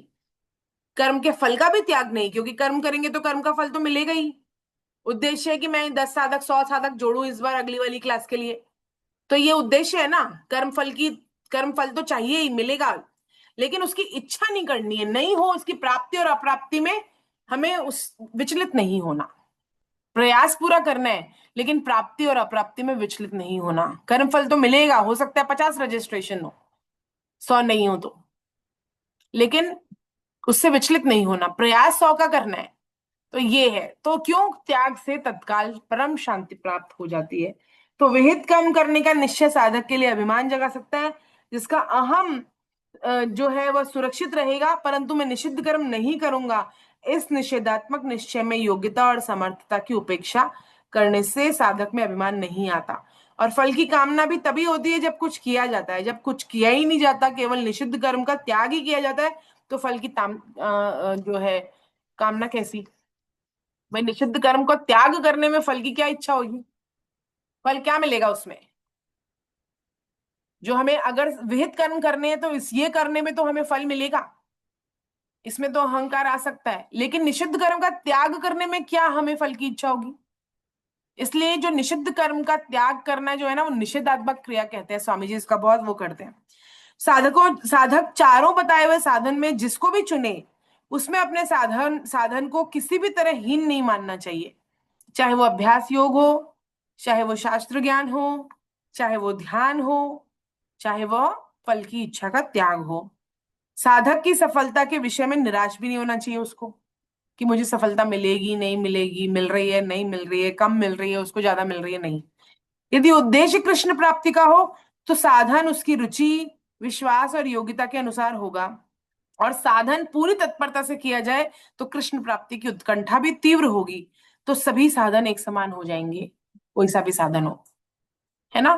तो ये भगवान यहाँ पर इस प्रकार से कहते हैं। तो ये भगवान हमको किसी भी तरह से स्वयं से जोड़ने की बात करते हैं। मन बुद्धि को प्रविष्ट कर, मन बुद्धि को प्रविष्ट करने में सक्षम नहीं है तो अभ्यास योग कर, अभ्यास योग में सक्षम नहीं है तो फिर सभी कर्मों को मेरे परायण कर, मेरे लिए कर। और यदि उसके लिए भी तू अपने आप को समर्थ नहीं पाता है, तो मन इंद्रियों को वश में करके संपूर्ण कर्मों के फल की इच्छा का त्याग कर दे। तो क्योंकि अभ्यास से शास्त्र ज्ञान श्रेष्ठ है, शास्त्र ज्ञान से ध्यान श्रेष्ठ है, ध्यान से सभी कर्मों की फल की इच्छा का त्याग श्रेष्ठ है, क्योंकि त्याग से तत्काल परम शांति प्राप्त हो जाती है। और हम सब किसके लिए हम चाहते हैं, बहुत अशांति हो हमारे जीवन में, लेकिन पैसा खूब हो हमारे पास, तो हम क्या करेंगे, खुश नहीं रह पाएंगे, है ना। एक बहुत अच्छी बात कही थी सत्संग में कि जो गरीब, एक तो होता है गरीब दुखी और एक होता है अमीर दुखी। भाई दुखी तो दोनों है, एक बहुत अमीर है और खूब पैसा है उसके पास लेकिन दुखी है बड़ा, और एक गरीब है और दुखी है, वो रुपया रोज रोज की रोटी की नहीं हो पा रहा है व्यवस्था। तो कौन ज्यादा सुखी है दोनों में से, गरीब दुखी ज्यादा सुखी है ना। अमीर दुखी से गरीब दुखी ज्यादा सुखी है, ये कह रहे हैं यहाँ पर। तो ये मतलब बहुत विशेष बात लगी मुझे उसमें, कि भाई दुखी तो दोनों है, और हम सोच रहे हैं गरीब तो कितना गरीब है बेचारा, कितना दुखी है, लेकिन अमीर दुखी ज्यादा दुखी है। उसके पास सब है फिर भी, मतलब क्यों, क्योंकि वो तो मतलब कहते हैं ना दरिद्री है वो। दरिद्री का मतलब क्या हो गया, उसको करोड़ रुपए का दरिद्र है तो ज्यादा बड़ा दरिद्री हो गया ना। और इसको बेचारे को 1000 100 रुपए का दरिद्र होगा, तो ये छोटा दरिद्री हो गया। तो बड़ा दरिद्री कौन हुआ, जिसको करोड़ की भूख है, ज्यादा दरिद्र है वो। और जो जिसको कम की भूख है वो छोटा दरिद्री है। तो शांति कैसे प्राप्त हो, त्याग ना हो तो शांति कैसे प्राप्त हो। इसलिए त्याग से तत्काल परम शांति प्राप्त होती है। यदि हम त्याग कर देना, आजकल जैसे समाज में भी चल रहा है, भाई सब अपनी कुर्सी पकड़ के बैठना चाहते हैं, चाहे घर में हो चाहे बाहर हो, छोड़ते नहीं है वो। ये अगली जनरेशन आई है, आप अपनी कुर्सी छोड़िए, त्याग करिए, उससे दूसरा कार्य करिए। अब दूसरा कार्य करने के लिए यानी कि भगवान के मार्ग पर लगिए। बहुत हमने आपाधापी कर ली संसार में, अब दे दे सत्ता अपने बच्चों को, दे दे सत्ता अपने घर में, अपने और नीचे वालों को, वहां ऑफिस दफ्तर में भी, और थोड़ा मन कहीं और लगाएं। जो हमें मिल रहा है वो उसमें प्रसन्न रहे, और जो हमारा उद्देश्य है उसको दृढ़ करते चले जाएं और उसकी ओर चलते चले जाएं। ये महत्वपूर्ण है, नहीं तो फिर तो इस भूख की कोई कोई अंत ही नहीं है। इस भूख का कभी भी अंत नहीं आएगा इसका, बस ये भागते चले जाएंगे, भागते चले जाएंगे। 90 साल के आदमी से भी पूछो ना, मैं एक बता रही हूँ, मतलब विनोद की बात है, मेरे हस्बैंड जो है वो टैक्स वगैरह वो का भी काम कर लेते हैं, चार्टर्ड अकाउंटेंट की। तो वो उनके पास में बहुत सारे ऐसे भी आ जाते हैं, अब 90 साल का एक व्यक्ति है, इतने फोन करते हैं वो, इतने फोन करते हैं कि वो भी मेरा टैक्स पे हुआ कि नहीं, कितना सेविंग हो रही है, क्या क्या नहीं क्या नहीं। अब 90 साल में उनको क्या करना है पैसों का, निश्चिंत नहीं हो रहे, त्याग ही नहीं कर पा रहे हैं वो। तो ये भूख कभी मिटती नहीं है, कहने का तात्पर्य ये है कि ये भूख कभी नहीं मिटती, चाहे आप 90 के हो जाए चाहे 100 के हो जाए, लेकिन भूख 4 साल में भी मिट जाती है। स्वामी जी जैसे जो भक्त होते हैं उनको 4 साल से सन्यासी हो गए और 4 साल से भगवान के मार्ग पे लगे रहे, लेकिन उनकी ये भूख नहीं मिटी कभी। 105 वर्ष के थे वो जब गए, और तब तक उनकी भूख बनी रही भगवान की प्राप्ति की। तो ऐसी भूख, इससे तत्काल परम शांति को प्राप्त होता है। रुपयों को हाथ नहीं लगाया, स्त्री को हाथ नहीं लगाया कभी उन्होंने, फिर भी उनकी खूब उन्होंने शांति से जिए, बढ़िया कितना प्रचार किया, और आने वाले कितने सालों के लिए, कई शतकों के लिए उन्होंने जो है वह वो कर दिया, कल्याण कर दिया। साधक संजीवनी का आश्रय लेके हम सब पढ़ पा रहे हैं स्वामी जी की कृपा के कारण और स्वामी जी के त्याग के कारण। अगर वो त्याग नहीं करते, उनको भी लगता मैं गृहस्थ हो जाऊं, मैं ये कर लूं वो कर लूं अपना संसार, तो ये बात थोड़ी ना हो पाती। साधक संजीवनी इस वाले मुकाम पे थोड़ी होती, और इतने सारे लोग थोड़ी कल्याण करवा रहे होते अपने। तो किसी को त्याग करना पड़ता है, और तभी तत्काल परम शांति प्राप्त होती है, और तभी बड़े उद्देश्य तय हो पाते हैं। जब कोई त्याग करता है, घर में मुखिया त्याग करता है, तब सबका पालन पोषण हो पाता है। माता त्याग करती है, तब सबका पालन पोषण हो जाता है। तो त्याग से तत्काल परम शांति प्राप्त होती है, हमारे कर्तव्य पूर्ण होते हैं उससे। तो आज हम यही पूर्ण करेंगे, है ना, ताकि हम, और क्योंकि ये बहुत अध्याय है छोटा, कई बार तो हम इसको पूरा कर लेते हैं, एक 20 श्लोक है उसमें, करने में कोई बड़ी बात नहीं है, लेकिन ये बहुत गहरे भाव है इसमें, तो इसलिए इसको समझ समझ के करेंगे। 8 श्लोक और बचे हैं अपने, उसके बाद हम 13वां अध्याय प्रारंभ करेंगे। वैसे भी अपनी क्लास बहुत अच्छी चल रही है, आगे चल रही है, तो इसमें हम लोग अभी तो 10वां अध्याय पूरा हो रहा है कई कई क्लासेस में, तो इसलिए आज, हाँ, अब हम धीरे धीरे चलेंगे। अगर आपका कोई प्रश्न है इससे संबंधित तो आप पूछ सकते हैं। हरे कृष्णा।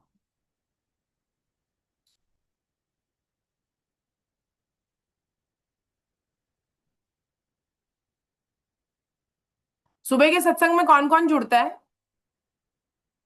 सुनीता मैम जुड़ रही हैं, विजय लक्ष्मी मैम जुड़ रही हैं, सविता सक्सेना मैम जुड़ रही हैं, शशिकला शेखावत मैम जुड़ रही हैं, और कौन जुड़ रहा है? शशिकला लड्डा मैम जुड़ रही है क्या? नहीं। 5 बजे उठिए, 5 बजे उठिए, नित्य स्तुति करिए, और 5:45 से सत्संग प्रारंभ होता है, उसमें जुड़िए, है ना, बोलिए उसमें। आप सब लोगों में से हमको बहुत सारे और आचार्य खड़े करने हैं, क्योंकि हमें अपनी चेन लंबी करने के लिए क्या चाहिए? बहुत सारे आचार्य चाहिए। आचार्य का मतलब ये नहीं है कि उनको बहुत बड़ी पद मिल गया, आचार्य का अर्थ है कि जिम्मेदारी मिल गई। अगर हम 50-60 लोगों को पढ़ा पाए, गीता समझ में आई है, और उसी मूल रूप में पढ़ा पाए जिसमें स्वामी जी पढ़ाई है, अपनी तरफ से तोड़ मरोड़ नहीं करना उसमें कुछ भी। जैसा साधक संजीवनी ने एक बॉर्डर लाइन खींच दी है ना, उसी के अंदर चलना है। हर दिन होती है नीलू मैम, हर दिन सुबह 5 बजे से प्रारंभ होती है नित्य स्तुति। उसमें आप जुड़ जाइए, उसमें नित्य स्तुति स्वामी जी की वाणी में चलती है, फिर गीता के श्लोकों का पाठ होता है, फिर स्वामी जी का सत्संग होता है, फिर उसके बारे में चर्चा होती है ना। इस प्रकार से 7 बजे तक चलता है वो सत्संग, सुबह 5 बजे से 4:55 से राधर। तो ये रहता है उसमें। हरे कृष्णा। तो मैं लिंक डाल दूंगी एक बार और, विजय लक्ष्मी मैम ने कल मांगा था तो मैंने डाला था उनको, तो आप लोग, हाँ, 1-2 दिन जुड़े आप, रोज जुड़िए। मैं ये नहीं कह रही कि आप पूरे 2 घंटे दे पाएंगे, नहीं दे पाए तो कोई बात नहीं, लेकिन आप जितना जुड़ पाए उसमें, स्पेशली स्वामी जी के सत्संग में, क्योंकि साधक संजीवनी से खोल के स्वामी जी समझा देते हैं उसमें। जब हम सोचते हैं ना कि हम साधक संजीवनी पढ़ेंगे, साधक संजीवनी समझेंगे, और स्वामी जी के जो सत्संग है ना, वो साधक संजीवनी को कई बार कोट करते हैं, लेकिन वो अलग भी होंगे ना, तो भी साधक संजीवनी के बारे में ही बात हो रही है उसमें, और उससे बहुत सरलता से समझ में आ जाती है। जैसे कि एक छोटा बच्चा होता है ना, उसको केजी का बच्चा होता है, उसको एबीसीडी सिखाना कठिन होता है ना। बड़ा जो होता है वो उसको विज्ञान सिखाना आसान है, बड़ा जो है उसको एक्सपेरिमेंट सिखाना आसान है, लेकिन जो छोटा है उसको एबीसीडी सिखाना कितना कठिन है, सब माताएं बहनें जानती हैं, या पिता जो पढ़ाते हैं उनको वो जानते हैं कि उसको एबीसीडी समझाना कितना कठिन है, कि ए ऐसे बनाया जाता है, वो फिर भी उल्टा बना देता है, डब्ल्यू ऐसे बनाया जाता है, एम ऐसे बनाया जाता है, कितना कठिन है उसको पढ़ाना। तो वो स्वामी जी जो साधक संजीवनी, जो गीता गूढ़ है, कठिन है, उसको ऐसे सरलता से, कहानियों से, उनके खुद के प्रसंगों से ऐसा सुंदर समझा देते हैं कि हमको बस, कहते हैं ना कि बिना मुंह, दांत वाले मुंह के भी जो लोग हैं वो भी खिचड़ी खा सकते हैं ना, वो वैसे ही है, वो खिचड़ी है हमारे लिए। नारायण नारायण। चलिए अब अपन कर लेते हैं कीर्तन।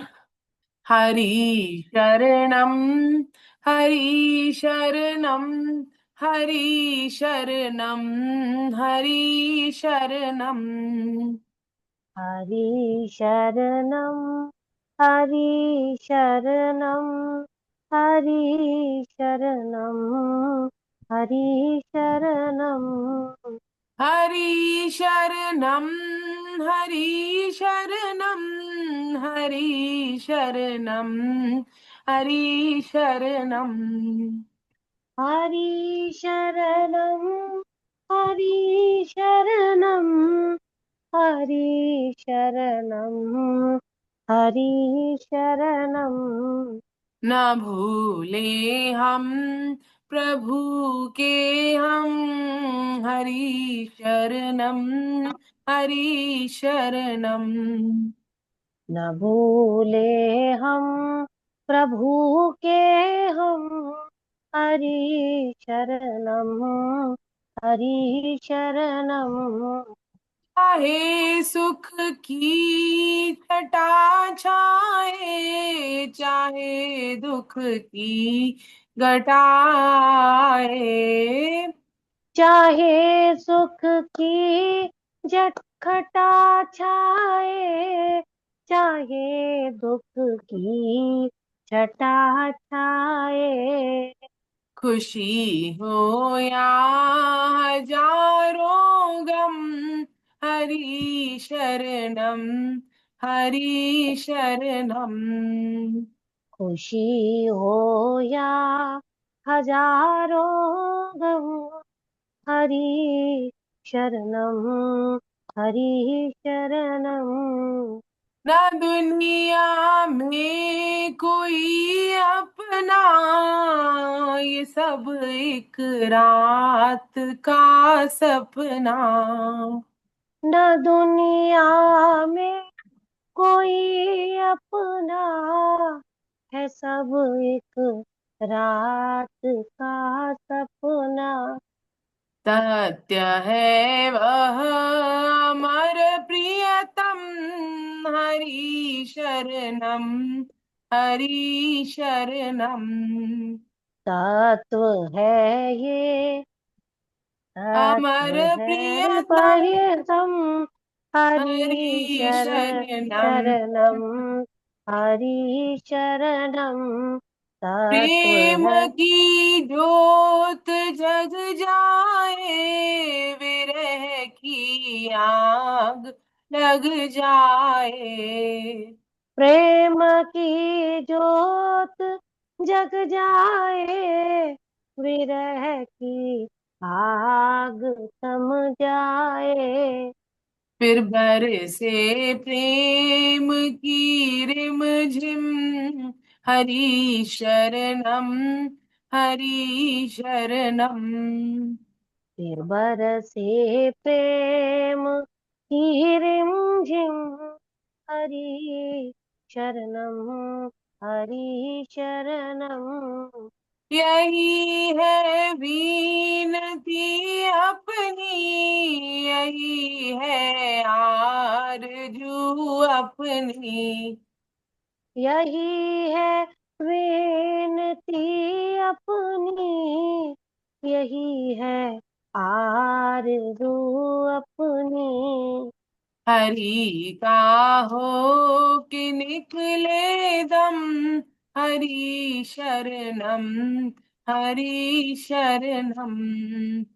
हरि का हो के निकले दम हरि शरणम हरि शरणम हरि शरणम हरि शरणम हरि शरणम हरि शरणम हरे शरणम हरे शरणम हरे शरणम हरे शरणम। हरे कृष्णा। हरे कृष्णा। नाम हरे कृष्ण। संकीर्तनम यस्य नाम चरण कीर्तन यस्य सर्व पाप प्रणाशनम सर्व पाप प्रणाशनम प्रणामो दुःख समनस्तं नमामि हरिं परम। नमो दुख प्रणामो दुख सर्वनस्तम। स्वामी परम परम बोलो वृंदावन बिहारी लाल की। जय जय हो। बोलो बांके बिहारी लाल की। जय जय हो हो। बोलो अर्जुन के सखा भगवान श्री कृष्ण की। जय जय हो हो। बोलो मीरा के गिरधर नागर की। जय हो जय हो। बोलो वृषभानु सुता राधा रानी की। जय हो बोलो जनक नंदिनी सीता मैया की। जय हो जय बोलो हो। मर्यादा पुरुषोत्तम भगवान श्री राम की। जय हो। चक्र चूड़ामणि वेद व्यास जी महाराज की। जय हो जय गौ माता की। जय हो धरती माता की। जय हो साधक संजीवनी की। जय हो श्रीमद् भगवत गीता की। जय जय हो। हो श्रीमद् भागवतम की। जय जय हो। हो सब संतों की। जय जय हो हो। सब भक्तों की। जय जय हो। हो अनंत कोटि वैष्णव वृंद की। जय हो आज के आनंद की जय हो जय हो। जय हो। हरि बोल हरि बोल। जय जय श्री राधे हरि श्याम, बोल हरि हरे कृष्णा हरि। हरे कृष्णा हरे कृष्णा। आप सभी साधुओं के चरणों में मेरा कोटि कोटि वंदन। आप आपके सबको चरणों में साष्टांग भी दंडवत मेरा प्रणाम करती हूँ। हरे कृष्णा हरे वंदन कृष्णा। प्रणाम है। आप 10वें अध्याय तक के ना असाइनमेंट्स आ गए हैं, आप लोग उसमें कर लीजिए। 11वें का आप अपलोड करेंगे तो मैं सूचित करूंगी, और ना आप अपने ऐप में चेक कर सकते हैं। नए रजिस्ट्रेशन ऐप के थ्रू होंगे तो वो आप लोग कर सकते हैं अपने भी, और दूसरों के भी करवा सकते हैं नए सेशन में, है ना। ये वाली क्लास का टाइमिंग सेम रहेगा। ये बुधवार की जो क्लास है 7:30 की जगह 7:40 से होगी अब अगले सेशन में, जनवरी के बाद वाले सेशन में, अप्रैल से जो सेशन शुरू होगा इवनिंग अब रजिस्ट्रेशन 7:40। शुरू हो गई क्या? करवा देंगे रजिस्ट्रेशन? रजिस्ट्रेशन शुरू हो चुके हैं, बहुत सारे हो भी चुके हैं, तो अच्छा करवाएं आप, है ना। उसमें पूरा लिस्ट दिया हुआ है, आप उसमें करवाएं, है ना।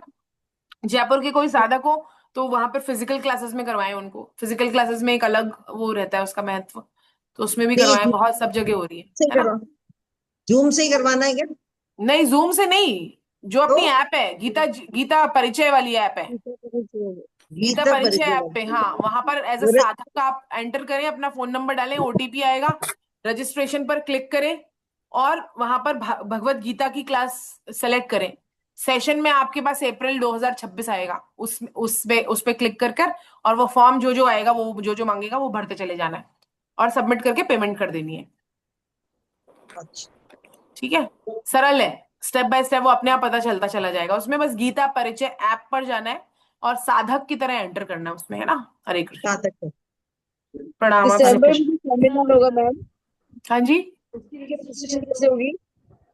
दिसंबर में जो दिल्ली में सेमिनार है उसकी रजिस्ट्रेशन ऑन होगी तो दिल्ली कब में जो होगी? सेमिनार है दिसंबर में, हाँ, मैं उसके बारे में डालती हूँ ग्रुप पर, मुझे उसके बारे में ज्यादा पता नहीं है उसका अभी। 21 दिसंबर हाँ को है कल तो मैडम, वो तभी एक दिन बताया की था ना। सेमिनार है। पल्लवी सितंबर मैडम, में। नहीं वो हाँ जी 21 दिसंबर को है और एक हाँ दिन की है, 21 सुबह 8 बजे से 31 लेकर दिसंबर 3 को। बजे तक। 21 दिसंबर एक दिन अच्छा, की सेमिनार है, सुबह 8 बजे से लेके दोपहर की 3 बजे तक। उसमें कम से कम 2000 आदमी तो अभी से आ चुके हैं अच्छा, अच्छा, अच्छा, अच्छा। और बहुत स्पेशल वो है, ओपी शर्मा आचार्य जी ने बताया था। ठीक है, मैं उसके बारे में हाँ डालती हूँ ग्रुप में, है ना। वो आप लोग हाँ। ये कर लीजिएगा उसमें register. If you belong to hmm. Delhi it is very good. हाँ ये आपके बहुत ही दिल्ली में स्पेशल है है। ना, तो दिल्ली में फिर हम कर पाएंगे हाँ हाँ, मैं क्योंकि वो डालती हूँ उसके संडे को डिटेल। चलता विजयलक्ष्मी मैम, अगर आपके पास डिटेल है तो ग्रुप में डालिएगा ना, मैंने आपको ग्रुप में ऐड किया नहीं, हुआ है। डिटेल तो इतना ही बताया था सर ने, एक्चुअली हाँ, आई थी वर्बली तो नहीं। बताया था, बट उसको कोई मैसेज आया नहीं है अभी। ओपी हाँ ओपी मैसेज हाँ शर्मा वो सर से मैं खुद मांग लेती हूँ एक बार। हाँ हाँ हाँ हाँ हाँ मैं मांगती हूँ, मैं डालूंगी। दिल्ली के साधक हैं काफी सारे अपनी क्लास में, है ना। हाँ जी। चलिए, और कुछ जाएगा नहीं तो डालती हूँ मैं ना। हरे कृष्णा, सबको प्रणाम। हरे ठीक है। कृष्ण। हरे कृष्णा।